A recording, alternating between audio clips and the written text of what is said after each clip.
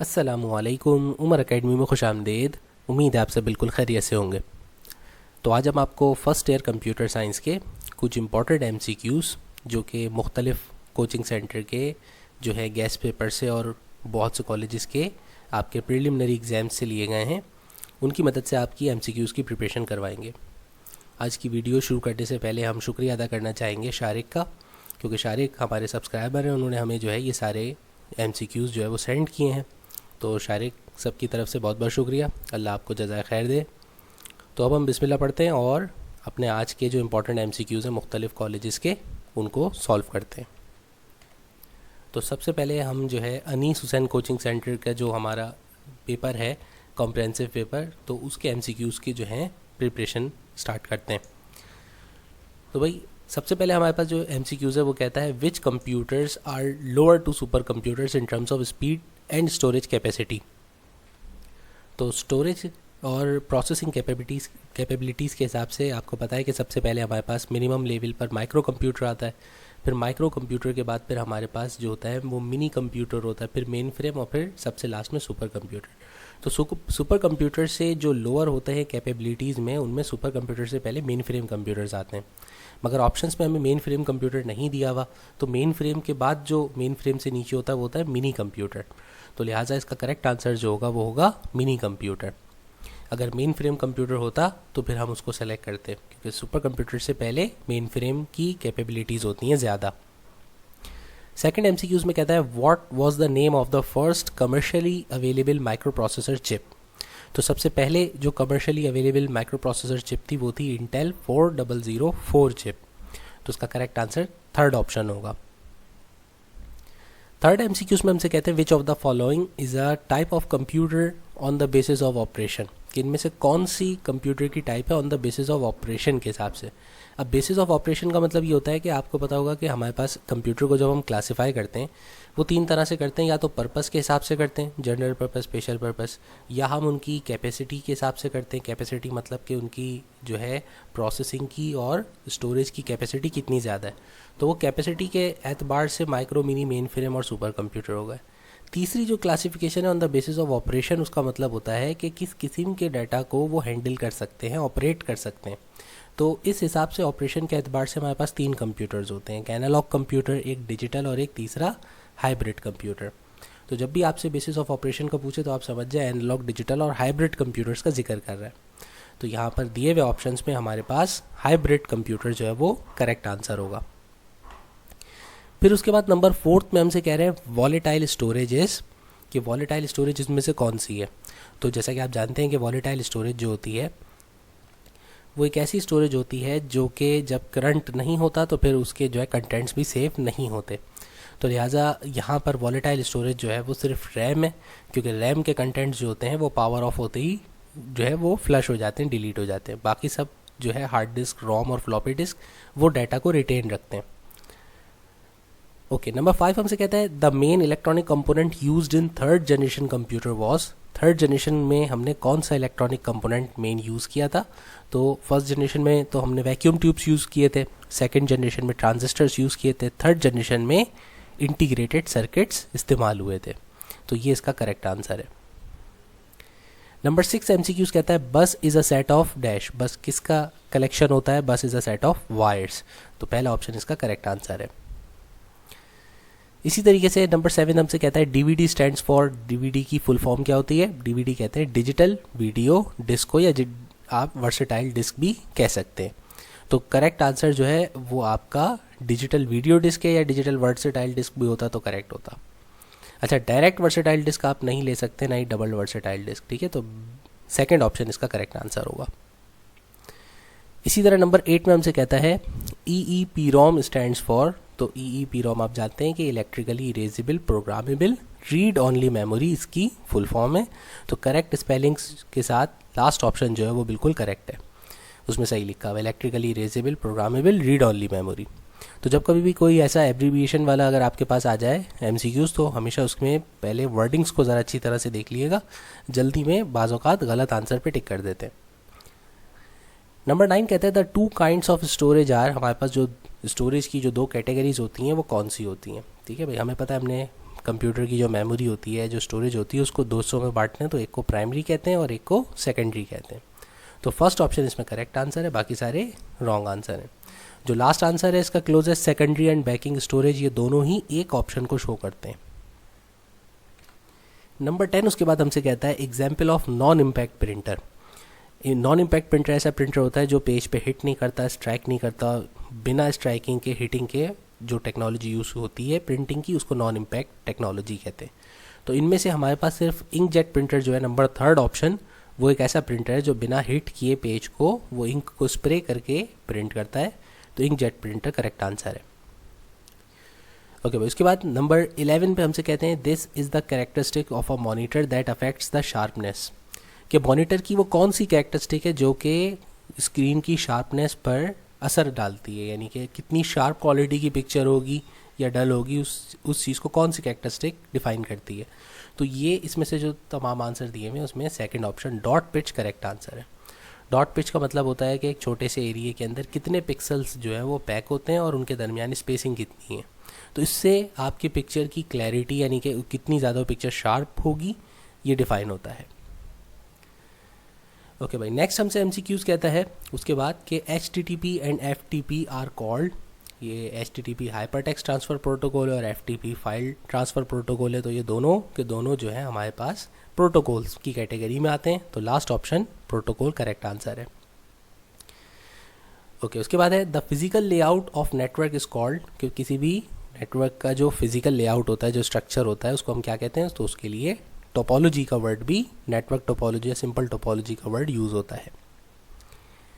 Okay, उसके बाद हमसे नेक्स्ट कहता है which types of network topology uses hub और स्विच और सेंट्रल सर्वर।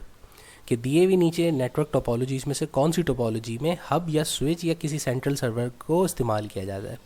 तो आपको पता है बस में सर्वर की ज़रूरत नहीं पड़ती, एक ही लाइन पे सारे कंप्यूटर्स को कनेक्ट कर दो, कोई सर्वर नहीं होता। रिंग में भी कोई सर्वर नहीं होता, मैश में भी कोई सर्वर नहीं होता। सर्वर सिर्फ और सिर्फ स्टार टोपोलॉजी के अंदर यूज़ होता है। तो इसीलिए स्टार टोपोलॉजी के लिए स्विच या हब आपको यूज़ करना पड़ता है। ओके, उसके बाद नंबर 15 हमसे कहता है the Boolean function a + ab is a reduced form of. अच्छा, यहाँ पर इस MCQs में थोड़ी सी वर्डिंग्स गलत हैं। ठीक है भाई, वर्डिंग्स इस हिसाब से गलत हैं कि ये कह रहे हैं कि ये रिड्यूस फॉर्म है किसकी। तो ये जो है आपके पास जो लिखी है भाई बूलियन फंक्शन, नीचे दिए हुए किसी भी ऑप्शन की रिडक्शन से ये आंसर नहीं आएगा। ठीक है ना, थोड़ी सी इन्होंने वर्डिंग्स आगे पीछे कर दी। असल में पूछना ये चाह रहे हैं कि इसको अगर रिड्यूस करें कि the reduced form of this function is, कि अगर इस फंक्शन को रिड्यूस किया जाए तो उसमें से क्या होगा, ना कि ये कि यहाँ पे जो वर्ड्स यूज़ हुए हैं तो वो ये कह रहे हैं कि भाई ये फंक्शन किसकी रिड्यूस फॉर्म है। तो याद रखें कि ये फंक्शन जो है, जो गिवन फंक्शन है ऑब्जेक्टिव में, ये इनमें से किसी भी ऑप्शन को रिड्यूस करने पे नहीं आएगा। अलबत्ता अगर हम ये जो दिया हुआ फंक्शन इसको सॉल्व करें तो इसको सॉल्व करने पर हमारे पास रिड्यूस फॉर्म में सबसे सिंपल आंसर जो बचेगा वो बचेगा ए। ठीक है भाई, तो वर्डिंग थोड़ी सी, लेकिन हम समझ गए कि इसमें हमसे कहना क्या चाह रहे हैं, तो इसलिए हमने यहाँ पर ऑप्शन जो है ए सेलेक्ट किया। ठीक है, मगर डिटेल मैंने इसलिए बता दी कि आपको ये दिमाग में रहे, क्योंकि जब हम ऑब्जेक्टिव्स सॉल्व करते हैं तो वर्डिंग से बड़ा फ़र्क पड़ता है कि आखिर पूछ क्या रहा है, उसको ज़रा तहम्मुल से पढ़ना होता है। तो यहाँ इनसे थोड़ी सी इंग्लिश में मिस्टेक हो गई है सेंटेंस में, बाकी अदरवाइज़ इसको अगर आप रिड्यूस करते हैं तो उसका आंसर आएगा ए। ठीक है भाई। ओके, उसके बाद नंबर 16 हमसे कहता है DOS, Windows and Unix are examples of. DOS, Windows और यूनिक्स किसकी मिसाल हैं। हमें पता है ये तीनों के तीनों जो है ऑपरेटिंग सिस्टम्स हैं, तो ऑपरेटिंग सिस्टम सॉफ्टवेयर की कैटेगरी में आएंगे। तो करेक्ट आंसर इसका सेकंड ऑप्शन होगा। इसी तरह नेक्स्ट हमसे पूछ रहा है web pages are designed by using language. कौन सी लैंग्वेज को यूज़ करके आप वेब पेजेस बनाते हैं। तो वेब पेज बनाने के लिए हमें hyper text markup language use करते हैं, जिसको HTML कहते हैं। तो फर्स्ट ऑप्शन इसका करेक्ट आंसर है। अच्छा, उसके बाद नेक्स्ट हमसे कहता है original program is also called. अब यहाँ ओरिजिनल प्रोग्राम से मतलब ये है कि जो प्रोग्राम हम फर्स्ट टाइम बनाते हैं, यानी कि जो हमने प्रोग्राम के कोड्स टाइप करते हैं, वो हमारा ओरिजिनल प्रोग्राम होता है। तो उसको हम एक और क्या नाम देते हैं, तो वो हमारा सोर्स प्रोग्राम भी कहलाता है, जो हमारी हाई लेवल लैंग्वेज में लिखा हुआ होता है, यानी ह्यूमन अंडरस्टैंडेबल लैंग्वेज में लिखा हुआ कोई सा भी प्रोग्राम जो होता है उसको सोर्स प्रोग्राम कहा जाता है। ओके, उसके बाद हमसे कहता है programs design to perform specific task is known as. कि वो प्रोग्राम्स जो किसी ख़ास मकसद के तहत बनाए जाते हैं, किसी ख़ास काम को करने के लिए बनाए जाते हैं, तो उनको हम कहते हैं एप्लीकेशन सॉफ्टवेयर। उसके बाद नेक्स्ट हमसे कह रहा है program use to remove virus is called, कि कौन सा प्रोग्राम वायरस को रिमूव करता है। अच्छा, यहाँ थोड़ा सा मिसप्रिंटिंग हो गया, ये आगे ये एमसीक्यूज दोबारा नेक्स्ट पेज पे लिखे हुए हैं, ठीक है ना, तो हम यहीं से आपको बता देते हैं कि programs use to remove virus is called, कि वायरस को कौन सा प्रोग्राम रिमूव करता है। तो इसमें से दिए हुए ऑप्शन में से हमें पता है एंटीवायरस प्रोग्राम जो है वो वायरसेस को रिमूव करने के लिए यूज़ होता है। अच्छा भाई, उसके बाद हमसे नेक्स्ट एमसीक्यूज कह रहा है which of the following is not a antivirus program, कि इनमें से कौन सा एंटीवायरस प्रोग्राम नहीं है। तो पहला ही ऑप्शन जो है वो एंटीवायरस प्रोग्राम नहीं, क्योंकि स्काइप जो है ये कम्युनिकेशन के लिए यूज़ होता है, तो स्काइप एंटीवायरस प्रोग्राम नहीं है। बाकी जो ऑप्शंस लिखे हुए हैं मैकफी और नॉर्टन, उसके बाद जो लास्ट ऑप्शन है वो भी कोई एंटीवायरस प्रोग्राम नहीं है। मैंने तो डॉक्टर सुलेमान नाम का कोई एंटीवायरस नहीं देखा, तो ये बाय मिस्टेक इन्होंने शायद लिख दिया है, ठीक है। यहाँ पे लिखना कुछ और चाह रहे होंगे। तो बहरहाल ना डॉक्टर सुलेमान टूल किट कोई एंटीवायरस है और ना ही स्काइप एंटीवायरस है, ठीक है भाई। अच्छा, उसके बाद हमसे कहते हैं next transmission of data that allow flow of data in both direction and simultaneously. देखिए, ट्रांसमिशन हो रही है डाटा की और दोनों डायरेक्शन में भी हो रही है और साइमल्टेनियसली भी हो रही है, तो ये सिर्फ और सिर्फ फुल डुप्लेक्स के अंदर होता है। सिंप्लेक्स में सिर्फ वन डायरेक्शन में ट्रांसमिशन होती है, ठीक है भाई। और जो फिर उसके बाद हमारे पास हाफ डुप्लेक्स होता है, उसमें बोथ वे कम्युनिकेशन तो हो सकती है, सेंडिंग एंड रिसीविंग, लेकिन साइमल्टेनियसली नहीं हो सकती। साइमल्टेनियसली भी हो और बोथ डायरेक्शन में भी हो तो वो फिर फुल डुप्लेक्स ट्रांसमिशन होती है। उसके बाद नेक्स्ट हमसे कहता है how many types of logic gates are there, कि कितने तरह के लॉजिक गेट्स होते हैं। तो हमने लॉजिक गेट्स वाला जब टॉपिक पढ़ा था तो कुल टोटल जो लॉजिक गेट्स की टाइप्स थी वो थी 7। तो उसका करेक्ट आंसर होगा last option, 7 types of logic gates. Okay, उसके बाद नेक्स्ट कहते हैं the process of converting digital to analog signal is called, कि जब कभी भी हम अपने डाटा को डिजिटल सिग्नल से एनालॉग सिग्नल में कन्वर्ट करते हैं तो उसे क्या कहते हैं। तो उसका करेक्ट आंसर है मॉड्यूलेशन। तो मॉड्यूलेशन का मतलब होता है कि हम अपने डिजिटल डाटा को, जिसमें कंप्यूटर में काम होता है, उस डाटा को सेंड करने के लिए टेलीफोन लाइन पे मॉडेम की मदद से एनालॉग सिग्नल में कन्वर्ट करते हैं। इसी तरीके से जब हमें टेलीफोन लाइन से जब इंटरनेट के सिग्नल्स रिसीव होते हैं, जो भी ट्रांसमिशन पे हमें रिसीव होती है, तो वो एनालॉग सिग्नल्स होते हैं और उन सिग्नल्स को फिर हमारा मॉडेम कन्वर्ट करता है, यानी डीमॉड्यूलेशन करता है, कि एनालॉग से उसको डिजिटल में कन्वर्ट करता है। ओके, नेक्स्ट उसके बाद एमसीक्यूज कहते हैं this is a network security device that monitors incoming and outgoing network traffic and permits और block data packets based on the set of security rule.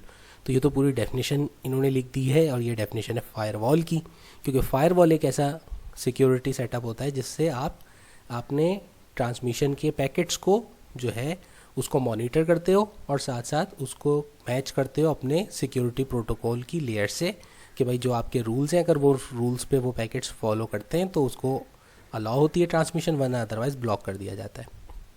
तो correct answer first option firewall है। Okay भाई, next उसके बाद कहते हैं the result of printer is called, कि printer से जो रिजल्ट निकलता है उसको हम क्या कहते हैं।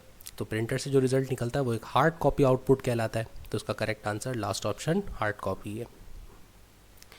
Okay, next who invented punched card system, किसने पंच कार्ड सिस्टम इन्वेंट किया था। तो ये थे डॉक्टर हरमन हॉलरिथ। इसकी भी स्पेलिंग थोड़ी सी हरमन की गलत है, बाकी करेक्ट ऑप्शन डॉक्टर हरमन ही है, ठीक है। फर्स्ट ऑप्शन करेक्ट आंसर है। उसके बाद नेक्स्ट हमसे कहता है एस्की स्टैंड्स फॉर, एस्की की फुल फॉर्म क्या है भाई। तो एस्की को कहते हैं American standard code for information interchange. तो फर्स्ट वाला जो ऑप्शन है वो बिल्कुल करेक्ट स्पेलिंग के साथ है, तो ये इसका करेक्ट आंसर है। उसके बाद नेक्स्ट कहता है device that send and receive satellite signals are called, कि वो डिवाइस जो कि सैटेलाइट सिग्नल्स को सेंड भी करती है और रिसीव भी करती है, तो उसको क्या कहते हैं। तो उस डिवाइस को हम अर्थ स्टेशन कहते हैं, ठीक है भाई। अर्थ स्टेशन एक ऐसा है हमारे पास ज़मीन के ऊपर एक बड़ी सी जो है एंटीने की तरह होती है, जिसका काम यहाँ से अर्थ से सैटेलाइट तक जो है डाटा सेंड करना, और फिर सैटेलाइट से डाटा जो रिसीव होता है उसको रिसीव करने का भी काम अर्थ स्टेशन करता है, ठीक है भाई। तो करेक्ट आंसर थर्ड ऑप्शन है। उसके बाद नेक्स्ट कहता है the term terabyte refers to, terabyte किस चीज़ को शो करती है।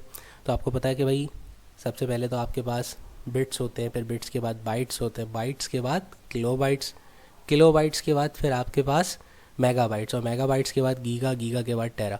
और हर कंसेक्यूटिव ट्रांसफ़र के अंदर जब किलो से मेगा में जाते हैं तो 1024 का नंबर आता है। तो जब आपको टेराबिट पूछ रहा है टेराबिट किस चीज़ को शो कर रहा है, तो टेराबिट से पहले वाला जो यूनिट होता है वो होता है गीगाबाइट। तो 1 टेराबाइट जो होता है वो 1024 गीगाबाइट्स के बराबर होता है अपने प्रीवियस यूनिट के। ठीक है भाई, तो इस तरीके से याद रखेंगे, जब भी कोई भी चीज़ पूछी जाए तो उससे मेमोरी यूनिट में उसके प्रीवियस वाले जो है ना सेट को ढूंढें और उसके साथ नंबर चेक करें, 1024 है तो उसको हाईलाइट कर दें। ओके, नेक्स्ट हमसे कहता है this server act as a firewall and web filter, कि वो सर्वर जो कि फायरवॉल और वेब फाइलर के तौर पे भी काम करे, प्रोवाइड करे शेयर्ड नेटवर्क कनेक्शन और साथ में डाटा की कैशे भी करे ताकि आपकी कम्युनिकेशन रिक्वेस्ट को स्पीड अप किया जा सके। तो ये सारे काम हमारा प्रॉक्सी सर्वर करता था। ठीक है भाई, वो एक ऐसा सर्वर होता था जो कि फायरवॉल का भी काम करता था, मेंटेन करता था, आपको नेटवर्क के ऊपर कनेक्शन एनोनिमसली प्रोवाइड करता था और आपके डाटा को कैशे भी करता था ताकि नेक्स्ट टाइम जो है वो डाटा की रिक्वेस्ट जो है स्पीडली प्रोसेस की जा सके। तो फर्स्ट ऑप्शन प्रॉक्सी सर्विस का करेक्ट आंसर है। उसके बाद नेक्स्ट कहता है this is an example of web browser, के इसमें से वेब ब्राउज़र की एग्जाम्पल कौन सी है भाई, तो इंटरनेट एक्सप्लोरर आपको पता है कि वेब ब्राउज़र की मिसाल है। अच्छा, उसके बाद नेक्स्ट हमारे पास है this software is software design to analyse configure optimise और मेंटेन अ कंप्यूटर। ऐसा सॉफ्टवेयर जो कि डिज़ाइन किया जाता है कि वो आपकी मदद कर सके आपके कंप्यूटर की परफॉर्मेंस को नज़र रखने के लिए, यानी कि आप उसमें एनालाइज कर सकें कि भाई क्या चीज़ कैसे चल रही है, कन्फिगर कर सकें कोई सेटिंग को, किसी चीज़ को ऑप्टिमाइज़ कर सकें आप वर्किंग और प्रोसेसिंग को, या कंप्यूटर को मेंटेन रख सकें, ठीक है ना, मेंटेनेंस वगैरह के लिए। तो ऐसे सॉफ्टवेयर्स जो होते हैं वो यूटिलिटी सॉफ्टवेयर्स कहलाते हैं। यूटिलिटी का मतलब ये होता है कि आपके लिए कोई सहूलत क्रिएट करना, कोई आसानी पैदा करना। ठीक है भाई, तो उसका करेक्ट आंसर, ये सारे फंक्शंस जो हैं वो यूटिलिटी सॉफ्टवेयर्स परफॉर्म करते हैं। This is an example of search engine, इनमें से कौन है जो कि एग्जाम्पल है सर्च इंजन की, आस्क, याहू, गूगल, ये सारे के सारे गूगल, याहू और आस्क के तीनों सर्च इंजन है, तो इसलिए ऑल ऑफ देम का आंसर बिल्कुल करेक्ट होगा। सेंडर इज़ ऑल्सो नोन है, सेंडर को और किस नाम से जाना जाता है, सेंडर को आप और क्या कहते हैं कम्युनिकेशन में, तो सेंडर जो होता है, सेंडर का मतलब ट्रांसमीटर भी होता है क्योंकि वो डाटा सेंड करने वाला है। ठीक है ना, मीडियम नहीं है, मॉडेम नहीं है, डेस्टिनेशन नहीं है, बल्कि वो क्या काम करता है, वो सेंडिंग कर रहा है, तो वो ट्रांसमिशन भी कहलाती है, तो इसलिए सेंडर को ट्रांसमीटर भी कहा जाता है। अच्छा भाई, उसके बाद नेक्स्ट हमसे कह रहा है how many ASCII codes are there. ASCII codes पूछे, लेकिन साथ में एस्की कोड जो होते हैं उनमें 7 बिट और 8 बिट का भी चक्कर होता है। 7 बिट में 128 कैरेक्टर्स होते हैं और जो 8 बिट होते हैं उसमें 256 होते हैं। तो ये तो उन्होंने मेंशन नहीं किया, सिर्फ इतना पूछा how many ASCII codes are there. तो नीचे दिए हुए ऑप्शंस में सबसे करेक्ट ऑप्शन जो है वो 0 to 255 है, क्योंकि 0 से लेके 255 तक टोटल 256 कैरेक्टर्स बनते हैं।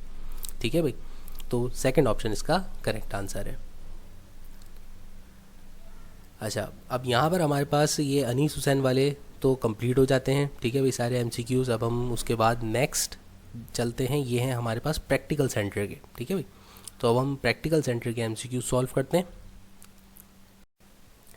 तो सबसे पहला एमसीक्यूज़ हमसे कह रहा है यहाँ पे the main electronic component used in first generation computer was, कि फर्स्ट जनरेशन में कौन सा हमारे पास इलेक्ट्रॉनिक कंपोनेंट यूज़ होता था। तो बड़ा सिंपल है, इसका आंसर है वैक्यूम ट्यूब्स, सेकेंड ऑप्शन।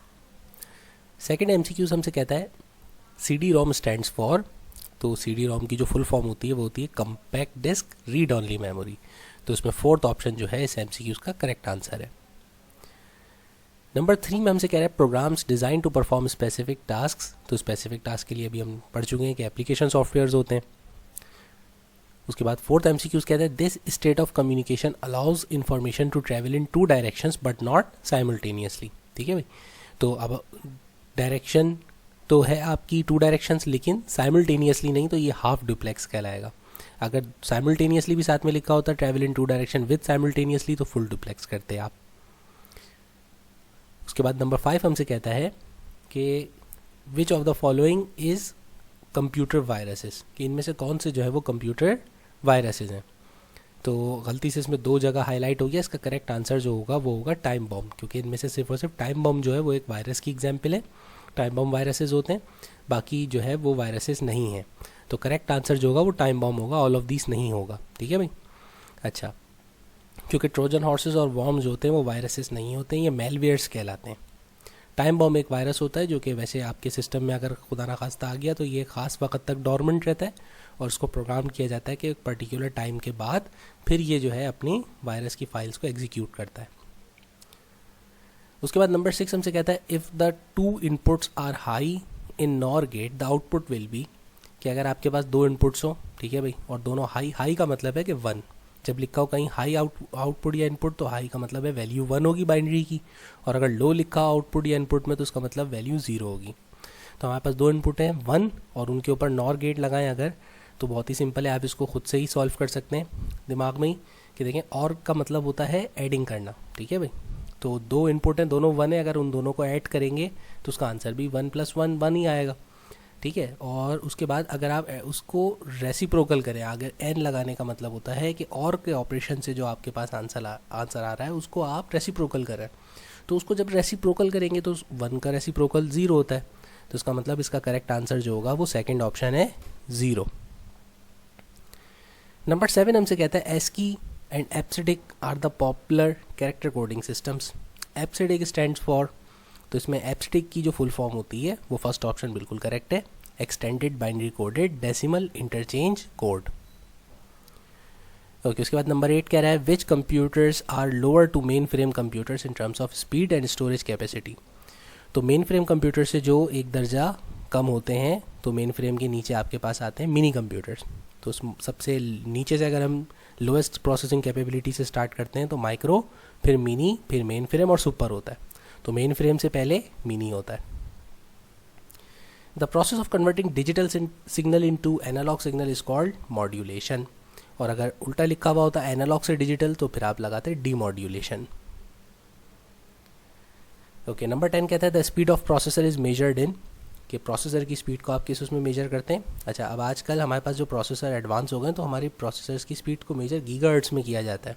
तो अगर आपके पास ऑप्शंस में गीगाहर्ट्ज़ हो तो बेस्ट है कि आप गीगाहर्ट्ज़ को सेलेक्ट करिएगा, वरना अदरवाइज़ मेगाहर्ट्ज़ जनरली तौर पे ओल्ड लिटरेचर के अंदर जो पुराने हमारी बुक्स हैं उन सब में हर जगह आपको मेगाहर्ट्ज़ ही का यूनिट मिलेगा।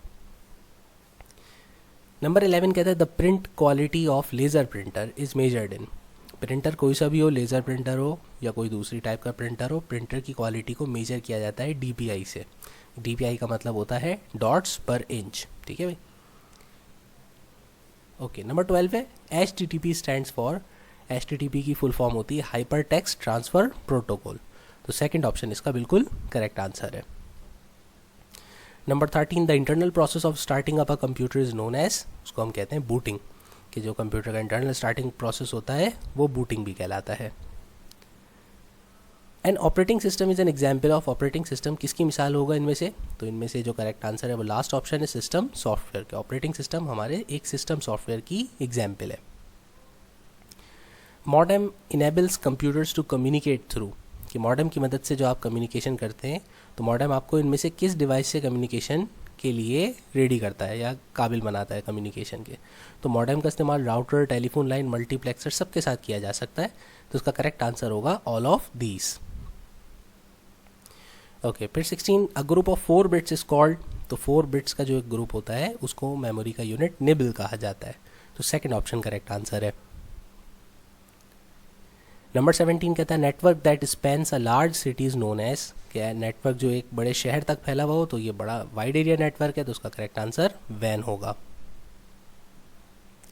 Okay, number 18 a device that provides the network with a single point of contact for all other devices is called, कि वो डिवाइस नेटवर्क की जो कि बाकी कनेक्टेड अदर डिवाइसेस को एक सिंगल कॉन्टैक्ट पॉइंट प्रोवाइड करती है, तो उसको हम क्या कहेंगे, तो उसका करेक्ट आंसर होगा हब, क्योंकि हब जो होता है उससे मुख्तलिफ आप कंपोनेंट्स को एक प्लेटफॉर्म पे कनेक्ट करते हैं, तो उसका करेक्ट आंसर है हब। नंबर 19 में कहा है hardware and software combination use for connecting similar networks, कि कौन सा हार्डवेयर और सॉफ्टवेयर का कॉम्बिनेशन है जो कि आपके दो सिमिलर एक ही नेटवर्क्स को कनेक्ट करता है। सिमिलर नेटवर्क्स का मतलब होता है कि दो नेटवर्क्स जो सेम प्रोटोकॉल के ऊपर काम कर रहे हो तो वो सिमिलर नेटवर्क्स कहलाते हैं। तो सिमिलर प्रोटोकॉल रखने वाले नेटवर्क्स को जब कनेक्ट करना हो तो उसके लिए हम ब्रिज का इस्तेमाल करते हैं, और अगर यहीं पर अगर वर्ड यूज़ हुआ होता use for connecting dissimilar networks या networks on other protocols, two different protocols या सेपरेट प्रोटोकॉल्स, तो फिर उसका करेक्ट आंसर होता गेटवे, क्योंकि जब दो नेटवर्क जिनका कम्युनिकेशन प्रोटोकॉल्स डिफरेंट हो तो उनके लिए कनेक्शन के लिए गेटवे यूज़ होता है, वरना अदरवाइज सिमिलर प्रोटोकॉल्स में हो तो उसके लिए ब्रिज इस्तेमाल होता है। ओके, नेक्स्ट कहता है which of the following are standard LAN components. LAN components का क्या मतलब होता है? लैन कंपोनेंट्स का मतलब कि जब आप कहीं भी लोकल एरिया नेटवर्क क्रिएट करते हैं तो लोकल एरिया नेटवर्क क्रिएट करते वक्त जो चीज़ों की ज़रूरत पड़ती है वो चीज़ें लैन कंपोनेंट्स कहलाती हैं। जैसे कि आप जब भी कभी लैन नेटवर्क क्रिएट करेंगे तो आपको मालूम है कि अगर नेटवर्क इंटरफेस कार्ड नहीं होगा कंप्यूटर्स या डिवाइसेस के अंदर तो आप उनको नेटवर्क पे कनेक्ट ही नहीं कर सकते। इसी तरह केबल का होना ज़रूरी है, केबल भी बड़ी इंपॉर्टेंट चीज़ है। साथ में नेटवर्क ऑपरेटिंग सिस्टम यानी कि नेटवर्किंग जो आप कर रहे हैं उसके लिए सॉफ्टवेयर भी ज़रूरी है। तो ये तीनों चीज़ें हमारे पास लैन कंपोनेंट्स का हिस्सा हैं, इसलिए correct answer all of these होगा। उसके बाद नंबर 21 कहता है the birth of the world wide web took place at, कि वर्ल्ड वाइड वेब जो है वो कहाँ पर उसकी शुरुआत होती है, कहाँ डेवलप होता है, तो उसका करेक्ट आंसर है सर्न। तो सर्न जो है वो एक यूरोपियन जो है रिसर्च इंस्टीट्यूट का नाम है। तो वहाँ पर जो है वहाँ से शुरुआत होती है इस नेटवर्क की, वर्ल्ड वाइड वेब की, और इसके फाउंडर जो होते हैं वो थे टिम बर्नर्ड ली।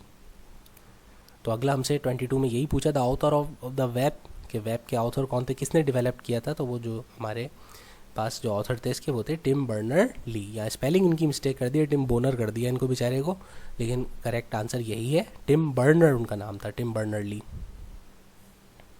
ओके 23 कहता है bar code reader is an example of, कि बार कोड रीडर किस चीज़ की मिसाल है, तो आपको पता है बार कोड रीडर जो होता है वो एक इनपुट डिवाइस है, क्योंकि वो स्कैन करता है और बार कोड्स को डिजिटल सिग्नल में ट्रांसलेट करके कंप्यूटर को इनपुट देता है। तो correct answer third option input device है। 24 the central processing unit is an example of, CPU किस चीज़ की मिसाल है? सीपीयू कोई सॉफ्टवेयर है? बिल्कुल नहीं, सीपीयू एक प्रोग्राम भी नहीं है, सीपीयू क्या है, एक हार्डवेयर कंपोनेंट का नाम है। तो थर्ड ऑप्शन इसका हार्डवेयर करेक्ट आंसर है। नंबर 25 कहता है this part of CPU performs all arithmetic and logic calculation on data. तो सीपीयू का वो हिस्सा जो अरिथमेटिक और लॉजिक कैलकुलेशन करता है उसको हम कहते हैं ALU। तो ये बड़ा सिंपल था, लास्ट ऑप्शन इसका करेक्ट आंसर है। A monitor looks like a television set but it does not, एक मॉनिटर टेलीविजन सेट जैसा दिखता तो है मगर वो क्या नहीं कर सकता, तो उसका करेक्ट आंसर ये सेकंड ऑप्शन है, receive television signal. Monitor television जैसा दिखता है पर टेलीविजन के सिग्नल्स रिसीव नहीं करता। अब हमारे पास जो एडवांस मॉनिटर्स आ गए जो LCD LED टाइप के हैं उनके अंदर बहुत सारे इंटीग्रेटेड फीचर्स होते हैं, लेकिन यहाँ पर जो हमें ऑप्शंस दिए गए इन सारे ऑप्शंस में से फ़िलहाल ये ओल्ड मॉनिटर्स के हिसाब से MCQs है, तो ये वाला आंसर बिल्कुल करेक्ट है। वरना आज के जो हमारे पास एडवांस मॉनिटर्स हैं वो तो मॉनिटर्स नहीं, वो उनको स्मार्ट स्क्रीन्स कहा जाता है, तो उनके अंदर बहुत सारी इंटीग्रेटेड कैपेबिलिटीज़ होती हैं। ओके नंबर नेक्स्ट 27 हमसे कहता है the advantages of magnetic tape, कि मैग्नेटिक टेप के जो फ़ायदे हैं उसमें इनमें से कौन सी बात शामिल नहीं है। तो मैग्नेटिक टेप जो है वो लो कॉस्ट भी होती है, कम्पैक्ट और पोर्टेबल भी होती है, रिलायबल भी होती है एक तरह से, मगर ये वाला जो ऑप्शन है ये बिल्कुल गलत है, डायरेक्ट एक्सेस वाला। ठीक है, मतलब हम इसको सेलेक्ट करेंगे क्योंकि मैग्नेटिक टेप के एडवांटेजेस में तीनों चीज़ें आ सकती हैं लेकिन ये नहीं आ सकता, और ये है डायरेक्ट एक्सेस स्टोरेज। क्योंकि मैग्नेटिक टेप का जो स्टोरेज मैकेनिज़्म होता है वो होता है सिक्वेंशियल एक्सेस। तो जैसे कैसेट की मिसाल से आप याद रखें कि जो भी पुराने ज़माने के जो गानों की कैसेट्स होती थी, कैसेट लगाते थे प्लेयर के अंदर, तो वो जब गाने प्ले करता है तो पहला प्ले करेगा फिर सेकंड प्ले करेगा, यानी आपको पूरी पट्टी जो है वो एक साथ सुननी पड़ेगी, यानी एक से दूसरे रिकॉर्ड तक जाने के लिए आपको फास्ट फॉरवर्ड करना पड़ेगा। आप अपनी मर्ज़ी से डायरेक्टली कोई तीसरा या चौथा रिकॉर्ड प्ले नहीं कर सकते जब तक कि प्रीवियस रिकॉर्ड्स के ऊपर से ना गुजरें, या तो सुनते हुए गुजरें या फास्ट फॉरवर्ड करके गुजरें। तो वो जो एक्सेस होता है वो सिक्वेंशियल एक्सेस होता है, जबकि जो हमारे पास आज के दौर में कंप्यूटर में जो एक्सेस होता है कि आप यहाँ से अगर कोई गानों का फोल्डर खोलें और उसके बाद उसमें से कोई सा भी अपनी मर्ज़ी का गाना सेलेक्ट करके प्ले कर दें तो ये डायरेक्ट एक्सेस कहलाता है। तो डायरेक्ट एक्सेस में किसी पर्टिकुलर एड्रेस के ऊपर से डाटा को रिट्रीव किया जाता है। अच्छा, उसके बाद नंबर नेक्स्ट हमसे कहता है 28 the laser beam technology is use for, laser beam technology का इस्तेमाल किस चीज़ के लिए किया जाता है? टर्मिनल्स, ऑप्टिकल डिस्क, कीबोर्ड या मैग्नेटिक टेप। तो पता है आपको ऑप्टिकल डिस्क जो आपकी CD-ROM वगैरह होती है उसके अंदर लेज़र टेक्नोलॉजी का इस्तेमाल होता है, तो करेक्ट आंसर सेकेंड ऑप्शन है। 29 कहता है ASCII is the abbreviation of, तो एस्की की फुल फॉर्म हमें पता है American standard code for information interchange, तो सेकेंड ऑप्शन होगा इसमें। Okay, compiler is a dash, compiler कौन सा इसमें से करेक्ट आंसर है? Compiler is a program to convert high level language into machine language, तो ये कंपाइलर का काम होता है कि वो हाई लेवल से मशीन लैंग्वेज में ट्रांसलेशन करता है प्रोग्राम की। 31 कहता है computer virus simply means, computer virus का क्या मतलब है? कंप्यूटर वायरस हार्डवेयर कंपोनेंट है, कोई डिजीज़ है, बैक्टीरिया है, या कंप्यूटर इंस्ट्रक्शंस को कहते हैं? तो वायरस कंप्यूटर के कोड्स को कहते हैं, वो इंस्ट्रक्शंस होती हैं। तो ये सेकंड ऑप्शन करेक्ट आंसर है। ओके 32 कहता है viruses enter the computer when computer starts is, कि वो वायरस जो कि आपके कंप्यूटर में जब कंप्यूटर स्टार्ट होता है और उसका हिस्सा बन जाता है, यानी कंप्यूटर के स्टार्टिंग पे आपके कंप्यूटर पर अटैक करता है, तो वो जो वायरस होता है उसको बूट सेक्टर वायरस कहते हैं। तो बूट सेक्टर वायरस जो होता है वो आपके कंप्यूटर के अंदर आपके मास्टर बूट रिकॉर्ड को करप्ट कर देता है। जब आप कंप्यूटर को स्टार्ट करते हैं तो वो दूसरे अगर पार्टीशंस बने हुए हो आपके, तो उन पार्टीशंस में भी इंटर हो जाता है। तो यहाँ इसका correct answer boot sector virus था। नंबर 33 कहता है these input devices enable direct data entry into a computer system from source documents, कि वो इनपुट डिवाइसेस जो कि डायरेक्ट डाटा एंट्री का काम करते हैं सोर्स डॉक्यूमेंट से, वो कौन से होते हैं। तो ऐसे डिवाइसेस को हम स्कैनिंग डिवाइसेस या डाटा स्कैनिंग डिवाइसेस कहते हैं, कि वो सोर्स डॉक्यूमेंट से डायरेक्टली डाटा को जो है कंप्यूटर सिस्टम में इंटर करते हैं। तो इसका correct answer data scanning devices है। नंबर 34 कहता है this one of the following is a type of image scanner, कि इनमें से कौन सा डिवाइस है जो कि इमेज स्कैनिंग के लिए यूज़ होता है। तो दो ही क्लोजेस्ट ऑप्शन है, एक फ्लैट बेड और एक हैंड हेल्ड। स्पेलिंग थोड़ी सी गलत लिखी है यहाँ पे। हैंड हेल्ड डिवाइसेस से इमेज स्कैन नहीं कर सकते आप। हैंड हेल्ड डिवाइसेस ज़्यादातर बारकोड रीडर्स की तरह काम करते हैं, तो वो छोटे मोटे स्कैन करने के लिए होते हैं। पिक्चर स्कैन करने के लिए फ्लैट बेड स्कैनर यूज़ होता है। तो सेकंड ऑप्शन इसका करेक्ट आंसर है। उसके बाद नंबर 35 हमसे कहता है कि a times a plus B is equals to, कि अगर आप इस बूलियन एक्सप्रेशन को सॉल्व करते हैं तो उसका क्या आंसर होगा। तो बहुत ही सिंपल है कि आप इसको जो है एक रफ कॉपी में भी सॉल्व कर सकते हैं, कि a और b की कोई सी भी वैल्यू असाइन करके 0 और 1 डाल के सॉल्व करके देख लें, या डायरेक्टली आप इसको बूलियन अलजेब्रा के लॉस से अगर आप इसको सॉल्व करके देख लें। तो दोनों तरीके पे इसको जब आप सॉल्व करेंगे तो उसका जो फाइनल आंसर होगा वो a बचेगा। ठीक है भाई। तो 1ab या a प्लस 1 प्लस ab ये करेक्ट आंसर नहीं है, ये गलत है। इसका सॉल्व करने पर इसका जो करेक्ट आंसर आएगा वो आएगा a, लास्ट ऑप्शन। ओके अब नंबर 36 हमसे कहता है data communication system with in a building और कैंपस, कि अगर सिंगल बिल्डिंग या एक कैंपस के अंदर जो नेटवर्क कम्युनिकेशन सिस्टम क्रिएट होता है डाटा का, तो उसको कौन सा नेटवर्क कहेंगे हम। तो उसको हम लोकल एरिया नेटवर्क कहेंगे, जो कि एक ही बिल्डिंग या एक छोटे से एरिया के अंदर यूज़ होता है। तो फर्स्ट ऑप्शन करेक्ट आंसर है। तो यहाँ पर अब हमारे प्रैक्टिकल सेंटर के भी MCQs हो गए कंप्लीट। अब अगला जो हमारे पास है वो आपका एलिगेंट एजुकेशन सेंटर का अगला पेपर है, उसके MCQs अब सॉल्व करते हैं। चले भाई। तो फर्स्ट MCQs हमसे कह रहा है ग्रुप ऑफ 4 बिट्स, तो ये आंसर हमें पता है, इसका होगा nibble. The speed of computer is measured by, तो अब यहाँ पर हमें कहा गया है कि स्पीड ऑफ कंप्यूटर को मेजर किया जाएगा। तो नीचे ऑप्शंस जो है उसमें मेगाहर्ट्ज़ भी, गीगाहर्ट्ज़ भी है, निबल भी और गीगाबाइट्स। तो करेक्ट आंसर जो होगा उसमें बेहतर ऑप्शन जो है वो गीगाहर्ट्ज़, लेकिन मैंने मेगाहर्ट्ज़ इसलिए लगाया क्योंकि ज़्यादातर जो हमारे जो लिटरेचर है, जो हमारी बुक्स वगैरह उन सब में अभी तक मेगाहर्ट्ज़ ही में स्पीड्स को काउंट किया जाता है। तो वरना हमारे पास जो एडवांस प्रोसेसर्स वगैरह हैं तो उनकी स्पीड्स को गीगाहर्ट्ज़ में काउंट करते हैं।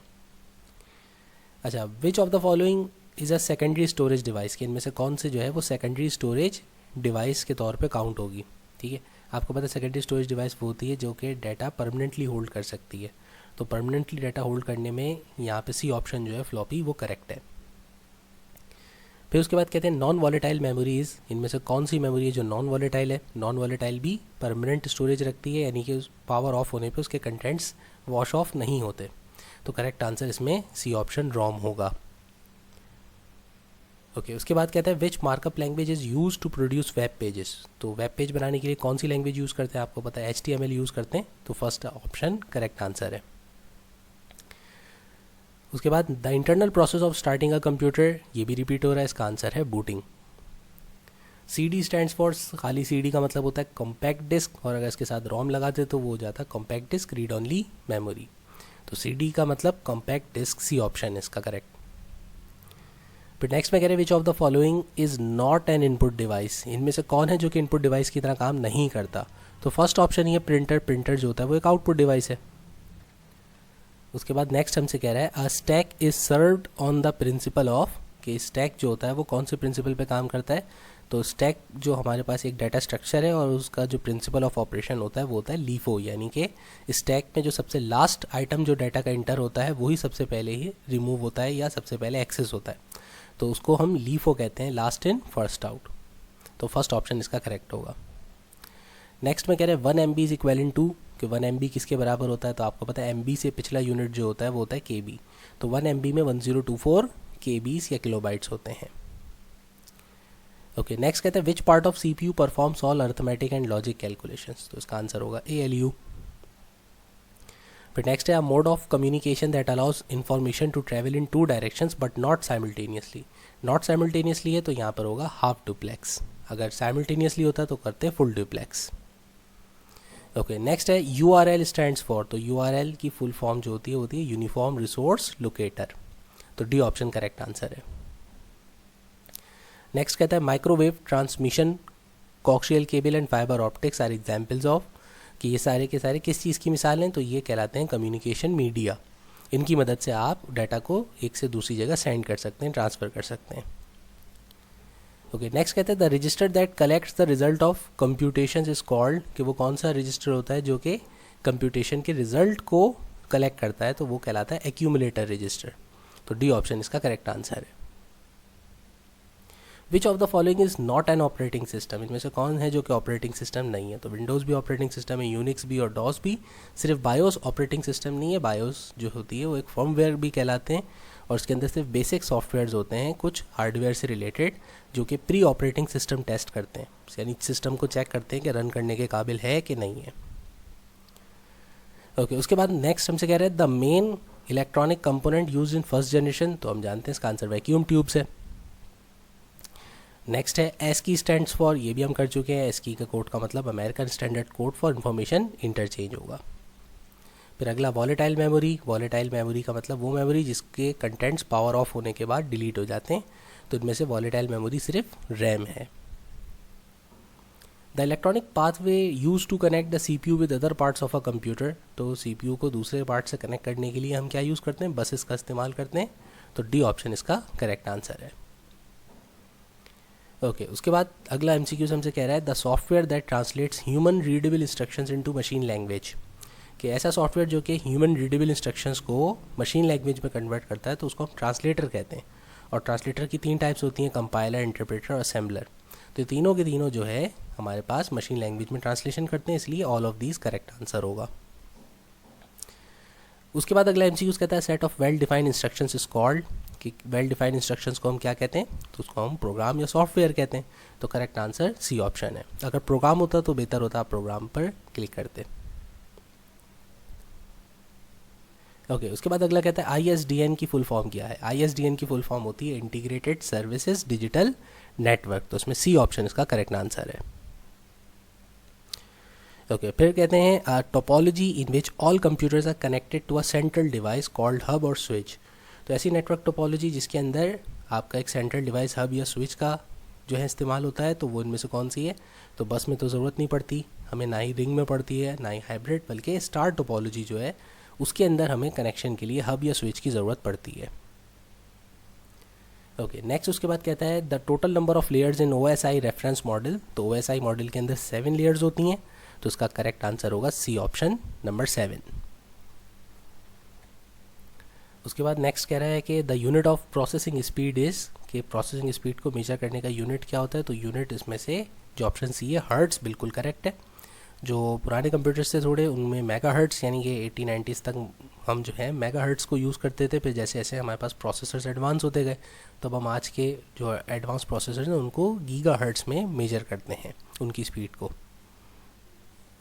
ओके, फिर उसके बाद कहता है the physical address of a computer is also called, physical address का जो दूसरा नाम होता है उसको मैक एड्रेस भी कहते हैं, ये आपके नेटवर्क इंटरफेस कार्ड का एड्रेस होता है, तो बी ऑप्शन इसका करेक्ट आंसर है। अगला कह रहा है the loss of energy in transmission signal refer to, कि ट्रांसमिशन के दौरान जो एनर्जी अगर लॉस हो जाती है सिग्नल की, तो इस प्रोसेस को या इस जो है इवेंट को क्या कहते हैं, तो इसका करेक्ट आंसर है एटीन्यूएशन। तो सिग्नल एटीन्यूएशन का मतलब ये होता है कि आपके सिग्नल की ट्रांसमिशन के दौरान एनर्जी जो होती है वो आपकी कम हो जाती है, लॉस हो जाती है एनर्जी। नंबर नेक्स्ट कहता है हमसे कि the authentication mechanism that only allows the real person to access the data और डिवाइस, कि वो ऑथेंटिकेशन मैकेनिज्म जो किसी रियल पर्सन को एक्सेस ग्रांट करेगा, तो वो इसका करेक्ट आंसर जो होगा इनमें ऑप्शंस में से वो होगा बायोमेट्रिक। बायोमेट्रिक क्यों होगा, क्योंकि देखो बाकी सारे जो आपके ऑथेंटिकेशन मैकेनिज्म है, जैसे यूज़र नेम पासवर्ड हो गया या पिन हो गया या कोई भी कोड हो गया, वो तो कोई भी थर्ड पर्सन भी डाल सकता है अगर उसको मालूम हो या आपने उसके साथ शेयर किया हुआ हो, ठीक है ना। क्योंकि बहुत सी चीज़ों के आप अपने जैसे मोबाइल के यूज़र नेम पासवर्ड अक्सर घर में किसी को बता देते हैं, ठीक है भाई को या आप किसी को बता देंगे, ठीक है। तो अगर बता देते हैं तो कोई भी थर्ड पर्सन एक्सेस कर सकता है, नहीं बताएं तो भी वो किसी तरह से अगर उसने यूज़र नेम और पासवर्ड मालूम कर लिया तो वो एक्सेस कर सकता है। तो उसमें रियल पर्सन की एंट्री तो नहीं हुई, उसमें कोई भी थर्ड पर्सन जो है किसी तरीके से सिस्टम में हैक हो जाएगा। लेकिन अगर आप बायोमेट्रिक आइडेंटिफिकेशन है, जैसे कि फिंगरप्रिंट सिस्टम है या रेटिनल स्कैन है, तो उसके लिए वो आपकी कोई आँख या हाथ काट करके लाएगा तो इंटर होगा, वरना थोड़ी इंटर होगा। तो आप जब उस जगह मौजूद होंगे तभी तो आप अपना फिंगरप्रिंट या अपना रेटिना स्कैन करवाएंगे। तो बायोमेट्रिक डिवाइसेस जो होते हैं खाली वो रियल पर्सन को ऑथेंटिकेशन देते हैं, बाकी ऑथेंटिकेशन तो आपकी थेफ्ट हो सकती हैं। उसके बाद अगला एमसीक्यूज हमसे कहता है वायरस स्प्रेड्स थ्रू, कि इनमें से किन तरीक़ों से वायरस फैल सकता है। तो भाई emails, internet downloads, flash disk, सबके साथ वायरस फैल सकता है, तो ऑल ऑफ देम इसका करेक्ट आंसर है। उसके बाद एमसीक्यूज कह रहा है कि the software which performs all basic task. तो हमें पता है बेसिक टास्क जितने भी सारे परफॉर्म करने वाले सॉफ्टवेयर हैं, इनमें से करेक्ट आंसर वो ऑपरेटिंग सिस्टम है, ठीक है भाई। बेसिक टास्क का मतलब कंप्यूटर को मैनेज करना, स्टार्ट करना और आपके इस्तेमाल के काबिल बनाना होता है, तो वो काम सिर्फ ऑपरेटिंग सिस्टम कर सकता है। Computer design to for a specific task, कि ऐसा कंप्यूटर जो किसी खास मकसद के या किसी खास पर्पज़ के लिए बने तो उसे कहते हैं स्पेशल पर्पज़ कंप्यूटर। तो बी ऑप्शन इसका करेक्ट आंसर है। A chip that contains millions of tiny transistors, कि वो चिप जिसमें बहुत सारे छोटे छोटे ट्रांजिस्टर्स होते हैं, मिलियंस ऑफ टाइनी ट्रांजिस्टर्स। अब चिप्स तो यहाँ पर दो ही ऑप्शन है, एक तो माइक्रो प्रोसेसर की चिप होती है और एक होती है हमारे पास रैम की सर्किट, रैम की चिप्स जिसमें लगी होती हैं। तो करेक्ट आंसर माइक्रो प्रोसेसर इसलिए क्योंकि खाली माइक्रो प्रोसेसर की चिप के अंदर ट्रांजिस्टर्स यूज़ होते हैं, जबकि रैम की जो चिप होती है उसके अंदर ट्रांजिस्टर्स के साथ बहुत सारे कैपेसिटर्स भी होते हैं। तो बेसिकली रैम का जो सर्किट होता है वो कम्प्लेक्स होता है और उसमें जो है ट्रांजिस्टर्स और कैपेसिटर्स दोनों ही इंक्लूडेड होते हैं, जबकि माइक्रो प्रोसेसर जो होता है बेसिकली उसमें सिर्फ और सिर्फ ट्रांजिस्टर्स होते हैं। तो इसलिए माइक्रो प्रोसेसर करेक्ट आंसर है। अगला कहता है FTP स्टैंड्स फॉर। तो FTP हमारे पास एक प्रोटोकॉल है फाइल ट्रांसफ़र का, तो इसकी फुल फॉर्म है file transfer protocol. Next MCQs है a network of networks is called. एक नेटवर्क जो कि नेटवर्क्स का नेटवर्क कहलाता है, तो वो हम इंटरनेट के लिए वर्ड यूज़ करते हैं कि एक जाइजेंटिक नेटवर्क है जिसमें बहुत सारे नेटवर्क्स आपस में इंटरकनेक्टेड हैं। ओके, नेक्स्ट कहता है a computer networking device that creates a single aggregate network from multiple communication networks और नेटवर्क सेगमेंट्स। तो ऐसा कंप्यूटर नेटवर्किंग डिवाइस जो कि एक सिंगल एग्रीगेट नेटवर्क बनाता है बहुत सारे कम्युनिकेशन नेटवर्क्स को जोड़ करके। तो आपको मैंने बताया था कि जब आप मल्टीपल कम्युनिकेशन नेटवर्क्स यानी एक से ज़्यादा नेटवर्क्स लेकिन सेम प्रोटोकॉल या सेम उस पर चलते हों, तो यानी सिमिलर नेटवर्क्स हों, तो उसकी कनेक्शन के लिए ब्रिज यूज़ होता है। अगर यहाँ पे हमारे पास मल्टीपल नेटवर्क्स होते और उनके प्रोटोकॉल्स डिफरेंट होते तो फिर हम गेटवे सेलेक्ट करते। तो यहाँ पर इसके करेक्ट आंसर है ब्रिज। तो यहाँ पर हमारे पास इस सेंटर के भी ख़त्म हो गए एमसीक्यूज़। अब उसके बाद अगले जो हमारे पास एमसीक्यूज़ हैं वो गवर्नमेंट कॉलेज फॉर मैन नाज़माबाद के जो प्रीलिमिनरी पेपर था उसके एमसीक्यूज़ हैं। तो अब इनको स्टार्ट करते हैं भाई। तो फर्स्ट एमसीक्यूज़ यहाँ कह रहा है हमसे बिट स्टैंड्स फॉर। तो बिट की फुल फॉर्म जो होती है वो होती है बाइनरी डिजिट। तो बी ऑप्शन करेक्ट आंसर है। नंबर 2 कहता है which can be called as the first counting device, कि इनमें से पहला काउंटिंग डिवाइस कौन सा था। तो फर्स्ट काउंटिंग डिवाइस एबेकस को कहा जाता है। तो सी ऑप्शन करेक्ट आंसर है। नंबर 3 है loading the operating system into a personal computer is called. तो इसको हम बूटिंग कहते हैं। जब हम कंप्यूटर को स्टार्ट करते हैं तो ऑपरेटिंग सिस्टम जब लोड होता है तो उस प्रोसेस को बूटिंग कहा जाता है। तो ए करेक्ट आंसर है। The software use to access the world wide web. कौन सा सॉफ्टवेयर चाहिए होगा आपको वर्ल्ड वाइड वेब एक्सेस करने के लिए। तो उसका करेक्ट आंसर ब्राउज़र है। ब्राउज़र के बगैर नहीं कर सकते। अच्छा, उसके बाद नंबर 5 कहता है Daisy wheel printer is a type of. Daisy wheel किस टाइप के प्रिंटर की मिसाल है। तो ये इम्पैक्ट प्रिंटर की कैटेगरी में आता है क्योंकि ये भी पेज पर हिट करते हैं प्रिंटिंग के लिए। तो ये B option impact printer correct answer है। नंबर 6 कहता है megahertz is unit is use to measure. Megahertz का यूनिट का इस्तेमाल हम किस चीज़ को मेजर करने के लिए करते हैं। तो हमें पता है कि स्पीड ऑफ प्रोसेसर को मेगाहर्ट्ज़ में मेजर किया जाता है। अच्छा, तो आप ये करिएगा कि अगर कभी ऑप्शन है तो आप तो मेगाहर्ट्ज़ से रखिएगा, क्योंकि देखें हमारे जो अभी कोर्स जो भी है हमारा, तो ज़्यादातर हमारे लिटरेचर में तो वही मेगाहर्ट्ज़ ऐसा प्रोसेसर की स्पीड यूज़ होता है बहुत सी जगहों पे, वरना आप आगे चल के एडवांस बुक्स जो पढ़ेंगे तो उसमें गीगाहर्ट्ज़ को यूज़ किया जाता है। नंबर 7 कहता है in which LAN topology all computers are connected with central server. कौन सी नेटवर्क टोपोलॉजी में कंप्यूटर्स को सर्वर से कनेक्ट किया जाता है? तो बस और रिंग में तो कोई सर्वर का कंसेप्ट नहीं होता, इसी तरह मैश में भी नहीं होता। स्टार वो टोपोलॉजी है जिसमें सर्वर का कंसेप्ट होता है, तो सी ऑप्शन करेक्ट आंसर है। ओके, अगला कह रहे हैं translator that translates a high level language program into low level language program, कि इनमें से कौन सा ट्रांसलेटर जो है ट्रांसलेट करता है हाई लेवल लैंग्वेज को लो लेवल या मशीन लैंग्वेज के अंदर? तो उसमें तो वैसे ऑल ऑफ दिस होना चाहिए था, क्योंकि ये कंपाइलर, इंटरप्रेटर, असेंबलर सबका ही काम होता है कि वो हाई लेवल से लो लेवल लैंग्वेज में, मशीन लैंग्वेज में कन्वर्जन करते हैं। ठीक है, तो वो नहीं दिया हुआ था, तो आप इसको जो है या तो अलग से ऑल ऑफ दिस या तीनों पे टिक कर सकते हैं। ठीक है, अच्छा, यहाँ थोड़ी सी एक डिस्टिंक्शन आपको क्रिएट कर दूं कि हमारे पास हाई लेवल लैंग्वेज से लो लेवल लैंग्वेज में मैंने ये दो क्यों हाईलाइट की, उसकी वजह ये थी कि आपको ये बताना है कि जब वर्ड यूज़ होता है ना हाई लेवल लैंग्वेज से लो लेवल लैंग्वेज में कन्वर्जन का, तो कंपाइलर, इंटरप्रेटर बेसिकली दो हमारे पास टाइप्स होती हैं। असेंबलर को काउंट नहीं करते, क्योंकि असेंबलर जो होता है वो हाई लेवल लैंग्वेज से लो लेवल में मशीन लैंग्वेज में कन्वर्जन नहीं करता, बल्कि असेंबलर जो होता है उसकी अपनी एक लो लेवल लैंग्वेज होती है। असेंबली एक लो लेवल लैंग्वेज है, तो असेंबलर सिर्फ असेंबली लैंग्वेज के प्रोग्राम को, जो कि ऑलरेडी हाई लेवल लैंग्वेज में नहीं होते, वो सिंबॉलिक कोड्स की सूरत में होते हैं, तो उनको लो लेवल लैंग्वेजेस कहा जाता है। तो वो उसको कन्वर्ट करता है मशीन लैंग्वेज में, तो असेंबलर को हम जो है अलग कैटेगरी में काउंट करते हैं। लेकिन हम बच्चों को शुरू से, जो कि यहाँ पर तो इस तरह समझाया जाता है, ट्रांसलेटर उसकी 3 टाइप, रट्टा लगा लो, बात ख़त्म। तो इसलिए ये थोड़ी सी एक डिस्टिंक्शन है जो आपको समझाना चाह रहा था कि कंपाइलर और इंटरप्रेटर हाई लेवल यानी ह्यूमन अंडरस्टैंडेबल लैंग्वेज से मशीन लैंग्वेज में ट्रांसलेट करते हैं, लेकिन असेंबलर जो होता है वो सिर्फ और सिर्फ असेंबली लैंग्वेज में ट्रांसलेशन के लिए यूज़ होता है। और इट्सेल्फ अगर आप असेंबली लैंग्वेज की स्टडी करें तो असेंबली लैंग्वेज जो होती है वो एक लो लेवल लैंग्वेज होती है। तो बहरहाल आप यहाँ पर कंसेप्ट समझ लें, लेकिन अगर ऑप्शन ऑल ऑफ दिस हो तो आप लगा लिएगा, क्योंकि यहाँ तो यही समझते हैं कि तीनों के तीनों ही ट्रांसलेट करते हैं। नंबर 9 हमसे कहते हैं the special storage area built in micro processor is known as, कि वो स्पेशल स्टोरेज एरिया जो माइक्रो प्रोसेसर के अंदर बिल्ड किया जाता है उसे क्या कहते हैं? इत्तेफाक की बात है कि भाई जो माइक्रो प्रोसेसर्स हैं उनके अंदर दोनों तरह की स्टोरेजेस होती हैं, रजिस्टर्स भी होते हैं और कैशे भी होते हैं, लेकिन बेहतर ऑप्शन ये है कि आप रजिस्टर पे सेलेक्ट करें, क्योंकि माइक्रो प्रोसेसर के अपने इंटरनल रजिस्टर्स होते हैं। कैशे ऑप्शनल होता है, कुछ प्रोसेसर्स में कैशे मौजूद होती है, कुछ में नहीं होती। अच्छा, उसके बाद नंबर 10 हमसे कहता है which of the following is not a web browser, इनमें से कौन है जो वेब ब्राउज़र नहीं है? तो बी ऑप्शन फायरवॉल, बहुत ही सिंपल है। नंबर 11 कहता है extension of Microsoft word document, कि वर्ड डॉक्यूमेंट की जो फाइल एक्सटेंशन होती है वो क्या होती है? तो वर्ड डॉक्यूमेंट्स की एक्सटेंशन .doc या .docx होती है, तो डी ऑप्शन करेक्ट है। नंबर 12 कहता है the illegal कॉपिंग of a software of data is called, कि अगर आप इलीगल कॉपी करते हैं किसी सॉफ्टवेयर या डाटा की तो उसे क्या कहते हैं? तो उसे कहते हैं सॉफ्टवेयर पायरेसी, तो बी ऑप्शन पायरेसी इसका करेक्ट आंसर है। Okay, the speed of a computer is measured in, कि अब स्पीड ऑफ अ कंप्यूटर को मेजर किस में किया जाता है? अब यहाँ पे इन्होंने ऑप्शन हमारे पास सिर्फ छोड़ा ही गीगाहर्ट्ज़ का, इसलिए हमने गीगाहर्ट्ज़ ही को सेलेक्ट करना है। ठीक है, देखो उसमें मेगाहर्ट्ज़ है ही नहीं। ओके, 14 कहता है नॉन वॉलेटाइल मेमोरी इज़, कि नॉन वॉलेटाइल मेमोरी इनमें से कौन सी है? तो इनमें से हमारे पास करेक्ट आंसर जो है वो है रोम।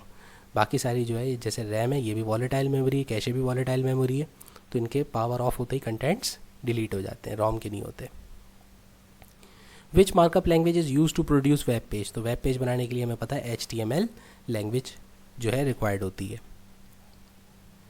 नंबर 16 कहता है the internal process of starting a computer, तो ये हम कर चुके हैं, इसका आंसर हमें पता है वो होगा बूटिंग। उसके बाद अगला भी हमसे रिपीट हुआ है, CD का मतलब हमें पता है कॉम्पैक्ट डिस्क। 18 कहता है which of the following is not an input device, तो इसमें से प्रिंटर है जो कि इनपुट डिवाइस नहीं है, या आउटपुट डिवाइस है। A stack is served on the principle of, ये भी हम कर चुके हैं। स्टैक जो होता है हमारा एक डाटा स्ट्रक्चर है और उसका जो प्रिंसिपल ऑफ ऑपरेशन होता है वो होता है लीफो। लीफो मतलब last in first out. 1 MB is equal to, हमें पता है 1 MB जो होता है वो 1024 KB के बराबर होता है। ओके, नंबर 21 कहता है the type of networking helps to cover a large geographical area, तो एक बड़े जियोग्राफिकल एरिया में जो नेटवर्किंग क्रिएट होती है तो उसको हम वाइड एरिया नेटवर्क कहते हैं, तो सी ऑप्शन वैन इसका करेक्ट आंसर है। 22 कहते हैं this is the number of signals transmitted per second, number of signals transmitted per second, ये आगे शायद गलती से टाइप हो गया है। तो ये बाउड रेट की डेफिनेशन है। बाउड रेट कहते हैं कि कितने सिग्नल्स पर सेकंड ट्रांसफ़र होते हैं, तो इस मेजरिंग यूनिट को बाउड रेट कहा जाता है। और लिखा होता है अगर नंबर ऑफ बिट्स पर सेकंड तो उसको फिर जो है बिट रेट कहते हैं। 23 कहता है the web browser will translate the codes in a web page if the extension of the document, तो वेब ब्राउज़र आपके कोड्स को वेब पेज में ट्रांसलेट करेगा अगर आपकी फ़ाइल का एक्सटेंशन HTML हो तो। ठीक है भाई, तो करेक्ट आंसर ए ऑप्शन है। ओके, www स्टैंड्स फॉर, तो www की फुल फॉर्म सबको पता है, वर्ल्ड वाइड वेब। बस स्पेलिंग का ध्यान रखिएगा, गलत पे जल्दी में ना निशान लगा दीजिएगा। वर्ल्ड वाइड वेब होता है ये। 25 कहते हैं the software which performs all basic task, ऐसा सॉफ्टवेयर जो कि बेसिक टास्क करता है, ये हम ऑलरेडी कर चुके हैं, ऑपरेटिंग सिस्टम करेक्ट आंसर है। Which of the following Microsoft Office packages है DBMS, कि कौन सा इसमें से माइक्रोसॉफ्ट ऑफिस का सॉफ्टवेयर डेटाबेस मैनेजमेंट का काम करेगा, तो D option MS Access. MS Access database management software की एक एग्जाम्पल है। ओके, 27 कहता है it is the type of temporary memory, इनमें से टेम्प्रेरी मेमोरी कौन सी है, तो भाई कैशे मेमोरी जो है वो टेम्प्रेरी है, बाकी सारी जो मेमोरीज हैं वो परमानेंट है, उनका डाटा इतना वॉश ऑफ नहीं होता पावर ऑफ होने पे। Combination of row and column in MS Excel is called, इसको हम कहते हैं सेल, जहाँ आपके रॉज और कॉलम्स मर्ज होते हैं तो उस पॉइंट पर उसको कहते हैं cell. The device which is use as a means of communication in the computer system, कि वो डिवाइस जो कि कम्युनिकेशन के तौर पे यूज़ होती है कंप्यूटर सिस्टम में, तो पहली बात, पहला ऑप्शन बसेस, बसेस डिवाइस नहीं है।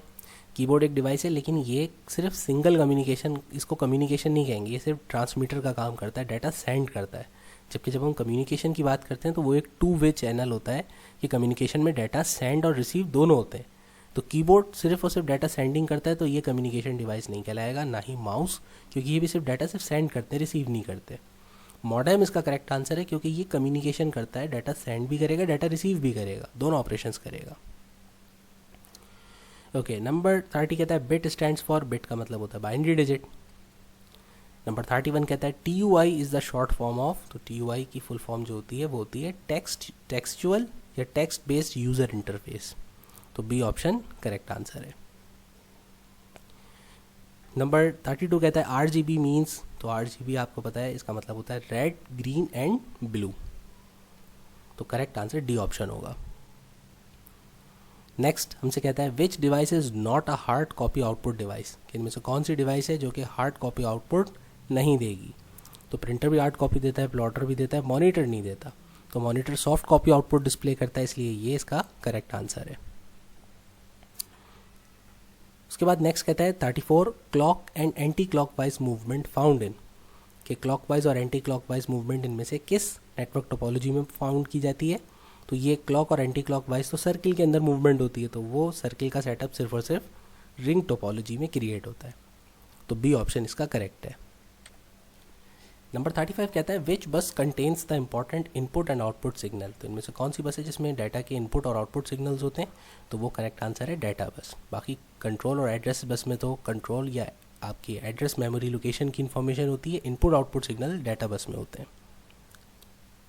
नंबर 36 कहता है dual purpose devices are also known as, कि डुअल पर्पस डिवाइसेस को आप इनमें से और क्या क्या कहते हैं, तो इसका करेक्ट आंसर लास्ट ऑप्शन है कि इनको इनपुट आउटपुट डिवाइसेस भी कहा जाता है, क्योंकि डुअल पर्पस का मतलब ये होता है कि दोनों काम एक साथ कर सकता है, इनपुट भी कर सकता है और आउटपुट ऑपरेशन भी अंजाम दे सकता है, तो डी ऑप्शन इसका करेक्ट आंसर है।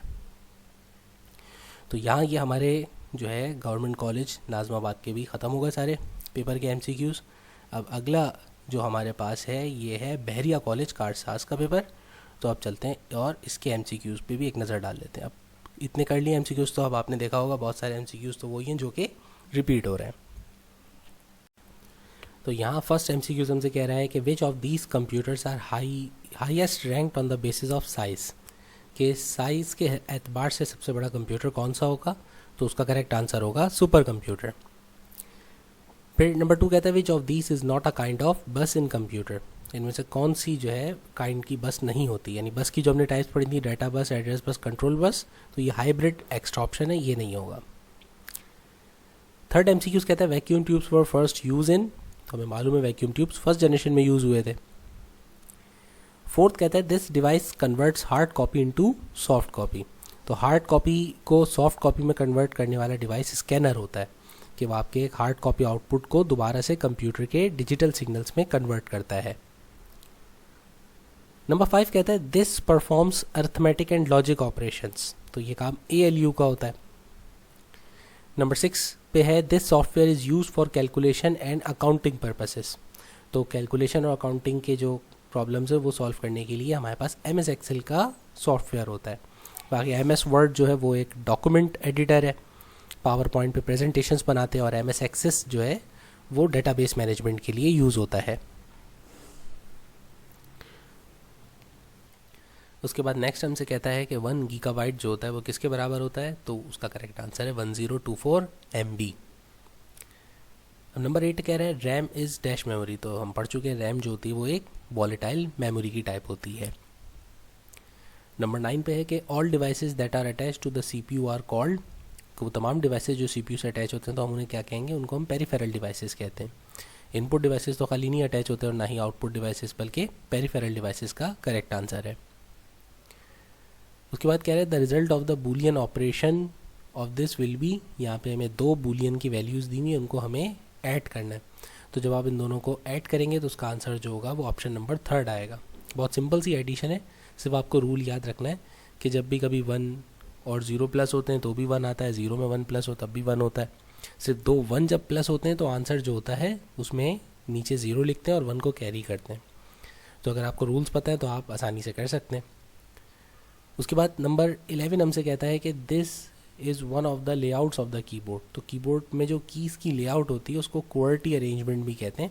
अच्छा, यहाँ पर इन्होंने लिखा, बाकी सब तो QWERTY सही लिखा है, लेकिन सिर्फ थोड़ी सी स्पेलिंग में मिस्टेक है। तो ये R और T आगे पीछे हो गए, बाकी सारे इसके करेक्ट हैं। तो हम ये वाला ऑप्शन ही सेलेक्ट करेंगे QWERTY का। ठीक है, इसकी स्पेलिंग जो करेक्ट होती है वो QWERTY होती है। उसके बाद नंबर हमसे 12 कहता है which of this is a correct Boolean law. तो इनमें से कौन सा बूलियन लॉ करेक्ट है। तो उसको फाइंड आउट करना बहुत आसान है, क्योंकि बाकी सारे ऑप्शन तो उन्होंने ऐसे बेतुके लिखे हैं कि जो देखते ही पता चल जाएगा गलत है। जैसे 0 से मल्टीप्लाई होने पर कोई भी चीज़ आंसर हमारा 0 रिटर्न होता है। बूलियन में 2 का वर्ड यूज़ नहीं होता, और साथ में 1 से मल्टीप्लाई कर रहे हैं और यहाँ पे आंसर 0 लिखना है, तो ये भी दुरुस्त नहीं है। तो ये तीनों गलत हैं, सिर्फ 3rd ऑप्शन करेक्ट आंसर है। इसी तरीके से हमारे पास नेक्स्ट ऑप्शन कह रहा है कि फायरवॉल इज़ अ डैश। तो फायरवॉल क्या होती है हमारे पास, फायरवॉल एक लाइन ऑफ डिफेंस होती है जो कि हमारे पास किसी भी अनऑथराइज ट्रैफिक को डाटा के रोकने की कोशिश करती है। उसके बाद नेक्स्ट हमसे कह रहा है कि an AND gate gives output 1, कि हमारे पास एन एंड गेट से आउटपुट 1 आता है। कब आता है ऐसा सिर्फ उस सूरत में होता है जब हमारे तमाम के तमाम इनपुट 0 हों, क्योंकि एंड का मतलब इसको भी आसानी से आप तोड़ करके समझ सकते हैं कि खाली एंड जो होता है वो 2 ऑपरेटर्स के दरमियान मल्टीप्लिकेशन के लिए यूज़ होता है। तो अगर हमारे पास दोनों ऑपरेटर्स अगर 1 होंगे तो उसका आंसर 1 आएगा, लेकिन साथ में क्या लिखा हुआ है एन, तो एन का मतलब उसको फिर रेसिप्रोकल करना होता है। तो जब तक हमारे पास दोनों मल्टीप्लिकेशन का आंसर 0 नहीं होगा उस वक्त तक रेसिप्रोकल पर आंसर 1 नहीं आएगा। तो इसका मतलब हमें इनपुट में एटलीस्ट 1 वैल्यू 0 देनी है, इसलिए लास्ट इसका सबसे करेक्ट आंसर है। फिर उसके बाद कह रहे हैं conversion of decimal to binary is. तो अगर आप इस डेसिमल नंबर की बाइनरी में कन्वर्जन करेंगे तो उसका आंसर आपका 2nd ऑप्शन करेक्ट आएगा। इसी तरीके से हमसे कह रहे हैं कि there are dash functional keys on the keyboard. तो आपको पता है कीबोर्ड के ऊपर हमारे पास 12 फंक्शनल कीज़ होती हैं, तो ये 3rd ऑप्शन इसका करेक्ट आंसर है। नेक्स्ट MCQs में कह रहे हैं analytical engine was design by. तो एनालिटिकल इंजन और साथ में एक और था डिफरेंस इंजन, ये दोनों के दोनों चार्ल्स बेबेज ने डिज़ाइन किए थे। उसके बाद नेक्स्ट है inkjet and laser printers are examples of dash printers. तो इंकजेट और लेज़र प्रिंटर्स दोनों की जो वर्किंग टेक्नोलॉजी है वो नॉन इम्पैक्ट होती है, तो correct answer non impact printer होगा। उसके बाद नेक्स्ट कहता है बस इज़ अ सेट ऑफ। तो बस किस चीज़ की कलेक्शन को कहते हैं, तो उसका करेक्ट आंसर है नंबर 3 वायर्स। तो बस is a set of wires. फिर नंबर नेक्स्ट है the quality of printer is measured in dash पर इंच। कि जो प्रिंटर की क्वालिटी होती है उसे हम डॉट्स पर इंच में मेजर करते हैं, DPI उसका यूनिट होता है, तो यहाँ लिखेंगे डॉट्स। उसके बाद नेक्स्ट है a person who illegally breaks into someone's computer is called. तो उस बंदे को हम हैकर कहते हैं जो कि किसी के कंप्यूटर में इलीगल तरीके से एक्सेस करता है। ओके, रॉम स्टैंड्स फॉर, ये तो बहुत आसान है, रॉम का मतलब होता है रीड ऑनली मेमोरी, तो read only memory third option इसका करेक्ट आंसर है। फिर उसके बाद नेक्स्ट कहते हैं अ 4 variable truth table has dash combination of inputs, कि अगर आपके पास 4 वेरिएबल का ट्रुथ टेबल होगा तो उसके कितने इनपुट कॉम्बिनेशंस होंगे, तो उसके लिए हमारे पास बहुत आसान होता है कि हम 2 की पावर n के फॉर्मूले से फाइंड आउट करते हैं कि कितने हमारे कॉम्बिनेशनल इनपुट होंगे। तो यहाँ पर n की जगह 4 लिखेंगे तो 2 की पावर 4 हमारे पास 16 टोटल कॉम्बिनेशंस बनेंगे इनपुट के। ओके, उसके बाद हमारे पास नंबर जो है नेक्स्ट हमसे कहता है अ 4 वेरिएबल ट्रुथ टेबल, उसके बाद है एंटीवायरस वाला। एंटीवायरस रिमूव्स, कि एंटीवायरस क्या रिमूव करने का काम करता है, डस्ट हटाता है, बैड सेक्टर हटाता है, इनकरेक्ट डाटा या वायरस। तो हमें पता है एंटीवायरस लास्ट ऑप्शन वायरस को रिमूव करता है। उसके बाद नेक्स्ट है यूएसबी स्टैंड्स फॉर, तो यूएसबी की फुल फॉर्म होती है यूनिवर्सल सीरियल बस। अच्छा, उसके बाद है the result of the Boolean operation, कि अगर आप इन दोनों के दरमियान बूलियन ऑपरेशन करवाएंगे सब्ट्रैक्शन का तो उसका क्या आंसर होगा। तो जब ये सब्ट्रैक्शन करवाई तो उसका आंसर ये फर्स्ट ऑप्शन जो है, इसमें बाकी सारे तो गलत है, ठीक है ना, सेकंड थर्ड और फोर्थ तो बिल्कुल ही गलत है। जो फर्स्ट ऑप्शन है वो करेक्ट है, लेकिन उसमें बस उनसे मिस्टेक ये हो गई है टाइपिंग, कि लास्ट डिजिट भी ज़ीरो ही होगा। जब आप सब्ट्रैक्शन करेंगे तो देखें लास्ट में दोनों 1 हैं, दोनों सब्ट्रैक्ट होंगे तो आंसर 0 आएगा। तो वो बस लास्ट में उन्होंने एक 0 की जगह गलत 1 कर दिया है, इसलिए मैंने इसको हाईलाइट नहीं किया कि इसकी जगह 0 होना चाहिए था, वरना बाकी पूरा फर्स्ट ऑप्शन के बाकी सारे डिजिट्स करेक्ट हैं। उसके बाद अगला कह रहा है B C D equivalent of decimal number 20, कि डेसिमल नंबर 20 का बाइनरी कोडेड डेसिमल का इक्वेलेंट क्या होगा, तो इसका करेक्ट आंसर सेकंड ऑप्शन होगा।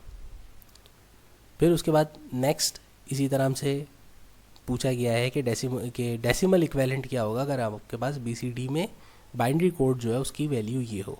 तो बाइनरी कोड की अगर वैल्यू ये हो तो उसमें करेक्ट आंसर होता है फिर 99। इसी तरह से अगला जो है हमारे पास वो कहता है decimal equivalent of binary number this, तो उसका करेक्ट आंसर होगा 153। तो थर्ड ऑप्शन जो है वो इस कोड का करेक्ट आंसर है। फायरवॉल, उसके बाद कहते हैं कि firewall works as a dash filter, तो फायरवॉल किस चीज़ को फिल्टर करती है, तो फायरवॉल जो आपके नेटवर्क के ऊपर जो डाटा के पैकेट्स जा रहे होते हैं वो उसको मॉनिटर करती है और उनको फिल्टर करती है। तो करेक्ट आंसर इसमें सेकंड होगा, packets. Walkie talkie is an example of, walkie talkie इनमें से कौन सी कम्युनिकेशन मोड की मिसाल है। तो वॉकी टॉकी में होता क्या है कि जब आप एक तरफ से बात करते हैं तो सिर्फ आप उस वक्त अपना डाटा सेंड कर रहे होते हैं, आप उस वक्त रिसीव नहीं कर रहे होते। इसी तरीके से जिस वक्त रिसीव कर रहे होते हैं उस वक्त सेंड नहीं कर सकते। तो ये कम्युनिकेशन तो 2 वे होती है लेकिन नॉट साइमल्टेनियसली, तो उसका मतलब ये होगा हाफ डुप्लेक्स। इसी तरह नेक्स्ट हमसे कह रहा है which is the correct form of De Morgan's law, कि इनमें से डिमॉर्गन्स लॉ की जो है कौन सबसे करेक्ट जो है ना फॉर्म है। तो उसमें शुरू की जो तीनों फॉर्म्स हैं वो बिल्कुल गलत हैं। डिमॉर्गन थ्योरम का जो है लिखने का तरीका नहीं होता, बल्कि जो लास्ट ऑप्शन है वो बिल्कुल करेक्ट है कि 2 वैल्यूज़ उनको आपने जो है एडिशन करी है और फिर उसके बाद कॉम्प्लीमेंट लिया है और दूसरी साइड पे उन दोनों कॉम्प्लीमेंट्स की मल्टीप्लिकेशन करी है। तो ये लास्ट वाला बिल्कुल करेक्ट ऑप्शन है। इसी तरह से कह रहे हैं how many OR gates will be required by the Boolean expression this, तो इसमें कितने और गेट्स लगेंगे, तो और का मतलब होता है एडिशन। तो आप देख सकते हैं कि इस एक्सप्रेशन के अंदर, इस इक्वेशन में जो आप लेफ़्ट साइड सॉल्व करेंगे राइट साइड, तो उसके अंदर आपके पास 2 जगह तो एंडिंग हो रही है, 2 एंड ऑपरेशंस की ज़रूरत है और 1 जगह ऑरिंग हो रही है, तो और गेट्स इसमें सिर्फ और सिर्फ 1 लगेगा। तो फर्स्ट आंसर होगा करेक्ट। फिर कहते हैं the file extension of Microsoft Excel, तो एक्सेल की जो फाइल फॉर्मेट होती है उसका एक्सटेंशन जो होता है वो XLS होता है। तो थर्ड ऑप्शन इसका करेक्ट आंसर है। फिर कहते हैं ASCII 7, इसका मतलब है ASCII कोड जो कि 7 बिट वाले होते हैं उनके टोटल कितने कैरेक्टर्स होते हैं। तो याद रखिए जो 7 बिट वाले होते हैं उनके 128 कैरेक्टर्स होते हैं और जो 8 बिट वाले होते हैं उसमें 256 कैरेक्टर्स होते हैं। Which of this is not an output device, इनमें से कौन सा आउटपुट डिवाइस नहीं है। तो भाई आउटपुट में प्रिंटर भी है हमारे पास, मॉनिटर भी है, स्पीकर भी है, सारे आउटपुट डिवाइसेस हैं, स्कैनर खाली इनपुट डिवाइस है। तो ये हमारा थर्ड ऑप्शन करेक्ट होगा। अच्छा भाई, अब यहाँ पर बहरिया कॉलेज के भी हो गए हैं सारे MCQs कंप्लीट। अब उसके बाद हमारा अगला जो है वो है JJC लर्निंग सेंटर। तो इसके MCQs थोड़े से, इसकी पिक्चर ब्लर है लेकिन ये कि मैं आपको पढ़ के सुना दूंगा और ज़्यादातर अब वही हैं जो कि रिपीट हो रहे हैं MCQs। तो इसमें फर्स्ट MCQs हमसे कहता है जो टाइम पीरियड है डार्क एज का 300 से 1890 AD तक, तो उसमें जो पहला कैलकुलेटिंग डिवाइस था वो कौन सा था जो कि चाइना में डेवलप हुआ था? तो हमें पता है फर्स्ट कैलकुलेटिंग डिवाइस एबेकस था, तो एबेकस करेक्ट आंसर होगा। इसी तरह कहते हैं कि एनालिटिकल इंजन किसने डेवलप किया था? तो हमें पता है एनालिटिकल इंजन और डिफरेंस इंजन दोनों चार्ल्स बेबेज ने डेवलप किए थे। फिर नेक्स्ट कहता है transistors were used as main component in, तो ट्रांजिस्टर्स सेकंड जनरेशन में यूज़ हुए थे, फर्स्ट जनरेशन में वैक्यूम ट्यूब्स यूज़ हुई थी, तो सेकंड जनरेशन करेक्ट आंसर है। फिर उसके बाद नेक्स्ट में कह रहा है computer can measure on the continuous variable physical quantities such as temperature, distance, weight. तो ऐसा कंप्यूटर जो कि कॉन्टीन्यूस वेरिएबल फिजिकल क्वांटिटीज़ को मेजर करता है तो उसको कहते हैं एनालॉग कंप्यूटर। फिर अगला हमसे कहता है ALU includes a group of dash registers. तो ये थोड़ा सा कंफ्यूजिंग है, ALU के अंदर कितने रजिस्टर्स होते हैं? तो यहाँ पे जो सबसे लीस्ट पॉसिबल जो आंसर है वो है 8, तो इसलिए मैंने 8 को हाईलाइट किया। एक्चुअली रजिस्टर्स का ताल्लुक प्रोसेसर के इंस्ट्रक्शन सेट पर होता है कि वो कितने बिट वाला प्रोसेसर है। जितने बिट ज़्यादा होते हैं प्रोसेसर के, फिर उस तरीके से उसमें रजिस्टर्स की भी क्वांटिटी ज़्यादा या कम हो सकती है। ज़्यादातर हमें जो बुक में टेक्स्ट में मिलता है कि ALU के पास 4 कॉमन रजिस्टर्स होते हैं जो कि जनरल पर्पस रजिस्टर्स होते हैं। तो यहाँ पर सबसे लीस्ट पॉसिबल जो वैल्यू है वो है 8, तो आप यहाँ पे 8 इसको सेलेक्ट कर दें कि ALU के रजिस्टर्स 8 होते हैं। अच्छा, उसके बाद हमसे कहता है नेक्स्ट के a communication route through which data can travel between the computer CPU memory and peripherals is called dash bus. तो वो कौन सी बस है जिसकी मदद से CPU से, मेमोरी से और पेरिफेरल से डाटा ट्रांसफ़र होता है? तो डाटा ट्रांसफ़र डाटा बस की मदद से होता है, तो लास्ट ऑप्शन इसका करेक्ट होगा। इसी तरह कह रहे हैं नेक्स्ट में a socket at the back of a computer use to plug in various devices is called, तो उसको हम पोर्ट कहते हैं जिससे हम मुख्तलिफ डिवाइसेस को प्लग इन करते हैं कंप्यूटर में। How many types of network modes exist, models are exist. तो पूछ रहे हैं कि कितने तरीके के नेटवर्क मॉडल्स एग्जिस्ट करते हैं? तो नेटवर्क के हमारे पास मॉडल्स जो होते हैं वो 2 तरीके के होते हैं, एक तो OSI मॉडल होता है और एक आपने TCP/IP मॉडल पढ़ा होगा। तो नेटवर्क मॉडल्स की टाइप्स 2 हैं, तो ये सेकंड इसका करेक्ट आंसर होगा। अगला कह रहा है which network model is best for small network of 5 computers, कि कौन सा नेटवर्क बेस्ट रहेगा इसमें से नेटवर्क मॉडल 5 कंप्यूटर्स का अगर हमें एक छोटा सा नेटवर्क बनाना हो। तो अगर छोटा सा नेटवर्क बनाना है तो फिर तो पीयर टू पीयर आपकी मॉडलिंग सबसे बेस्ट रहती है। उसमें होगा ये कि आपके 5 कंप्यूटर एक दूसरे से इंटरकनेक्टेड होंगे और सबको फुल शेयरिंग एक्सेस होगा। और अगर आप कोई ख़ास प्राइवेट नेटवर्क वगैरह बनाना चाह रहे हैं तो फिर आप एक डेडिकेटेड नेटवर्क बना लेंगे। तो वरना वैसे इसका करेक्ट आंसर जो है स्मॉल नेटवर्क है, तो पीयर टू पीयर इसका करेक्ट मॉडल होगा। उसके बाद अगला कह रहा है which type of network topology uses hub और स्विच। तो ये हम कर चुके हैं कि हब और स्विच की ज़रूरत हमें स्टार टोपोलॉजी में पड़ती है। ईच कंप्यूटर और user on network is called, तो किसी भी नेटवर्क पे जो हर कंप्यूटर जो होता है या कोई एक पर्टिकुलर यूज़र जो होता है उसके लिए नोड का वर्ड या टर्मिनल का वर्ड भी यूज़ होता है। तो नोड या टर्मिनल में से जो भी लिखा हो वो करेक्ट आंसर होता है। फिर उसके बाद नेक्स्ट हमसे कह रहा है कि which types of network places all nodes on a single cable, कि कौन सा नेटवर्क होता है जिसमें तमाम नोड्स एक सिंगल केबल पर होती हैं? तो वो हमारे पास बस टोपोलॉजी होती है जो कि एक ही वायर पर तमाम टर्मिनल्स को कनेक्ट करती है।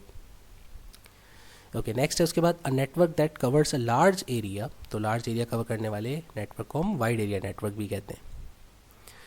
फिर नेक्स्ट MCQ से the physical layout of a network is called, तो फिजिकल लेआउट को नेटवर्क के टोपोलॉजी कहा जाता है। ओके, 15 MCQs कहता है in which network model all nodes have equal rights, तो ये तमाम जो है नोड्स को इक्वल राइट सिर्फ और सिर्फ पीयर टू पीयर मॉडल के अंदर फराम किए जाते हैं। तो फर्स्ट ऑप्शन इसका करेक्ट होगा। फिर नेक्स्ट कहता है हमसे कि विच device is used for connecting same type of network. तो मैं पहले बताया था कि अगर 2 सेम नेटवर्क प्रोटोकॉल्स हैं, 2 नेटवर्क सेम प्रोटोकॉल्स पे काम कर रहे हैं तो फिर आप जो है ब्रिज यूज़ करेंगे, और अगर डिसिमिलर हो तो फिर आप गेटवे यूज़ करते हैं। The set of rule to send and receive data, तो डाटा की सेंडिंग एंड रिसीविंग के रूल्स को प्रोटोकॉल्स कहते हैं। तो फर्स्ट ऑप्शन इसका करेक्ट आंसर है।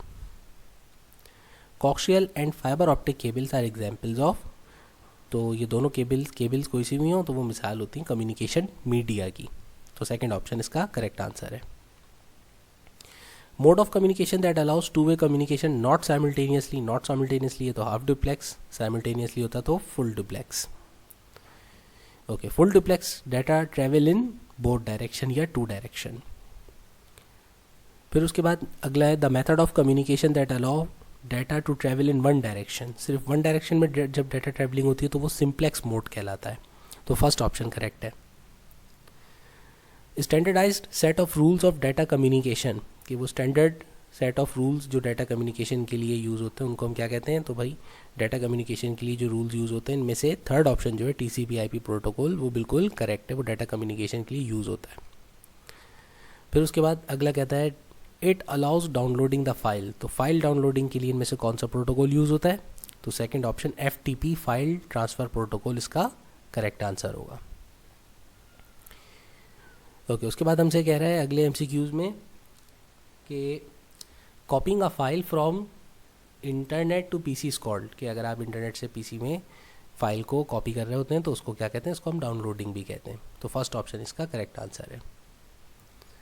नेक्स्ट MCQs में कह रहे हैं विच device translates data into a form that the computer understands, कि कौन सी डिवाइस है जो कि डाटा को इस सूरत में कन्वर्ट करती है कि कंप्यूटर उसे समझ सके। तो ये काम इनपुट डिवाइसेस का होता है कि जब हम कोई डाटा सेंड करते हैं इनपुट डिवाइसेस की मदद से, तो इनपुट डिवाइसेस उसको इलेक्ट्रिकल सिग्नल्स में, डिजिटल सिग्नल्स में कंप्यूटर को सेंड करते हैं ताकि कंप्यूटर डिजिटल सिग्नल्स को समझ सके। तो अब मैं बोल रहा हूँ तो माइक्रोफोन मेरी आवाज़ को डिजिटल सिग्नल्स में कन्वर्ट करके कंप्यूटर के पास सेव कर रहा है। ठीक है भाई, तो ये सारे डिवाइसेस, इनपुट डिवाइसेस ये काम करते हैं। फिर अगला है which of the following is general type of input devices, कि इनमें से कौन से जो हैं जनरल इनपुट डिवाइसेस हैं? ऑप्शंस में कीबोर्ड, पॉइंटिंग डिवाइसेस और डाटा एंट्री डिवाइसेस, और लास्ट ऑप्शन है ऑल ऑफ देम। तो ऑल ऑफ देम इसका करेक्ट आंसर है क्योंकि ये सारे के सारे ही जनरल डिवाइसेस हैं। बिना पॉइंटिंग डिवाइस यानी बिना माउस और बिना कीबोर्ड के आप अपना नॉर्मल कंप्यूटर इस्तेमाल नहीं कर सकते। तो किस तरह से इनपुट करेंगे फिर? तो तीनों ही डिवाइसेस इनपुट के लिए यूज़ होते हैं, तो all of them correct answer है। फिर उसके बाद नेक्स्ट कहता है which of the following is not an output device, इनमें से कौन सा डिवाइस जो आउटपुट नहीं है? तो उसका करेक्ट आंसर स्कैनर है क्योंकि स्कैनर इनपुट डिवाइस है। अगला कहता है the name for screen clarity, कि इनमें से कौन सा ऑप्शन जो है वो स्क्रीन क्लैरिटी को शो करता है? पिक्सल, रेजोल्यूशन, डेंसिटी या पिक्चर क्वालिटी। तो रेजोल्यूशन जो होता है वो वर्ड यूज़ होता है स्क्रीन क्लैरिटी के लिए। तो आप मुख्तलिफ जो डिस्प्ले डिवाइसेस होते हैं तो उसकी रेजोल्यूशन देखते हैं ना कि कितनी ज़्यादा हाई रेजोल्यूशन है, तो जितनी ज़्यादा हाई रेजोल्यूशन होगी पिक्चर उतनी ज़्यादा क्लियर होगी। तो पिक्चर क्लैरिटी का ताल्लुक रेजोल्यूशन से होता है। उसके बाद अगला हमसे कह रहा है कि the output of printer is called, जो प्रिंटर से आउटपुट निकलता है उसे हम क्या कहते हैं? तो उसको हम हार्ड कॉपी आउटपुट भी कहते हैं। ओके, उसके बाद नेक्स्ट है which of the following is a non impact printer, इनमें से कौन सा नॉन इम्पैक्ट प्रिंटर है? तो पता होना चाहिए नॉन इम्पैक्ट प्रिंटर्स वो होते हैं जो कि पेज को हिट नहीं करते, यानी बिना हिट किए मैकेनिज्म से किसी दूसरी टेक्नोलॉजी से वो प्रिंट करते हैं। तो लाइन प्रिंटर भी हिट करता है, डॉट मैट्रिक्स प्रिंटर भी पेज पे हिट करता है, एक्टिव प्रिंटर भी, ये भी डॉट मैट्रिक्स की एक टाइप है, ये भी हिट करता है। इंकजेट नहीं करता, ये स्प्रे करता है। ठीक है भाई, तो पेज पे हिटिंग नहीं होती तो नॉइज़ कम होती है, तो इसका करेक्ट आंसर इंकजेट प्रिंटर है। उसके बाद नेक्स्ट कह रहा है software use to access the internet, इनमें से कौन सा सॉफ्टवेयर एक्सेस करता है इंटरनेट को? तो उसका करेक्ट आंसर ऑप्शन 1 है ब्राउज़र। उसके बाद नेक्स्ट है the set of instructions to perform and govern a computer job and instruction by computers called, कि सेट ऑफ इंस्ट्रक्शंस जो कि यूज़ होती है कंप्यूटर को गवर्न करने के लिए, यानी कंप्यूटर को मेंटेन करने के लिए, हुक्म देने के लिए या कोई काम लेने के लिए, तो उन इंस्ट्रक्शंस को हम प्रोग्राम या सॉफ्टवेयर कहते हैं। तो सेकंड ऑप्शन इसका करेक्ट आंसर है। उसके बाद नेक्स्ट कहता है which is not exactly understood by the user but is familiar with the computer system called low level language. अच्छा भाई, तो दोबारा से पढ़ते हैं इसको। कह रहे हैं which is not easily understood by the user, जो आसानी से यूज़र से समझ में नहीं आती लेकिन कंप्यूटर सिस्टम यानी कंप्यूटर उसको आसानी से समझ लेता है। तो वो जो बात होती है, वो जो ज़बान होती है उसे मशीन लैंग्वेज कहते हैं। हम 0 और 1 की लैंग्वेज को नहीं समझ सकते, इसको सिर्फ कंप्यूटर समझ सकता है क्योंकि कंप्यूटर ऑपरेट ही 0-1 के बाइनरी सिग्नल्स के ऊपर करता है। तो उसका करेक्ट आंसर मशीन लैंग्वेज है। उसके बाद हमसे कहते हैं dash is a translating program that translates high level programming language during the actual step by step execution of program, कि वो ट्रांसलेटर जो कि हाई लेवल लैंग्वेज से लो लेवल लैंग्वेज में कन्वर्ट करता है लेकिन स्टेप बाय स्टेप करता है। तो स्टेप बाय स्टेप यानी कि हर एक जो है कोड को, स्टेटमेंट को अलग अलग एग्जीक्यूट करेगा। तो ये काम इंटरप्रेटर करता है कि वो स्टेप बाय स्टेप करता है, पूरे प्रोग्राम को एक साथ ट्रांसलेट नहीं करता। पूरे प्रोग्राम को कम्प्लीटली ट्रांसलेट का काम कंपाइलर करता है।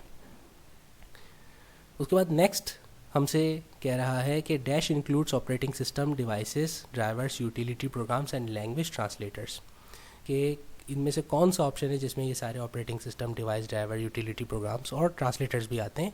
तो ये सारे के सारे ऊपर जो दिए हुए प्रोग्राम्स हैं सिस्टम सॉफ्टवेयर की मिसाल हैं, तो करेक्ट आंसर सिस्टम सॉफ्टवेयर होगा। ओके, उसके बाद हमसे अब लास्ट MCQs कह रहा है कि dash software is computer software design to help us to perform specific task. तो इसका आंसर हम जानते हैं, वो कहलाता है एप्लीकेशन सॉफ्टवेयर। तो यहाँ हमारे ख़त्म हो जाते हैं इस JJC लर्निंग सेंटर के भी MCQs। तो आज हमने अल्हम्दुलिल्लाह बहुत सारे MCQs की प्रैक्टिस कर ली है। अब ये आपके लिए एग्ज़ाम्स के लिए इंशाल्लाह बहुत हेल्पफुल होंगे। ठीक है भाई, थैंक यू।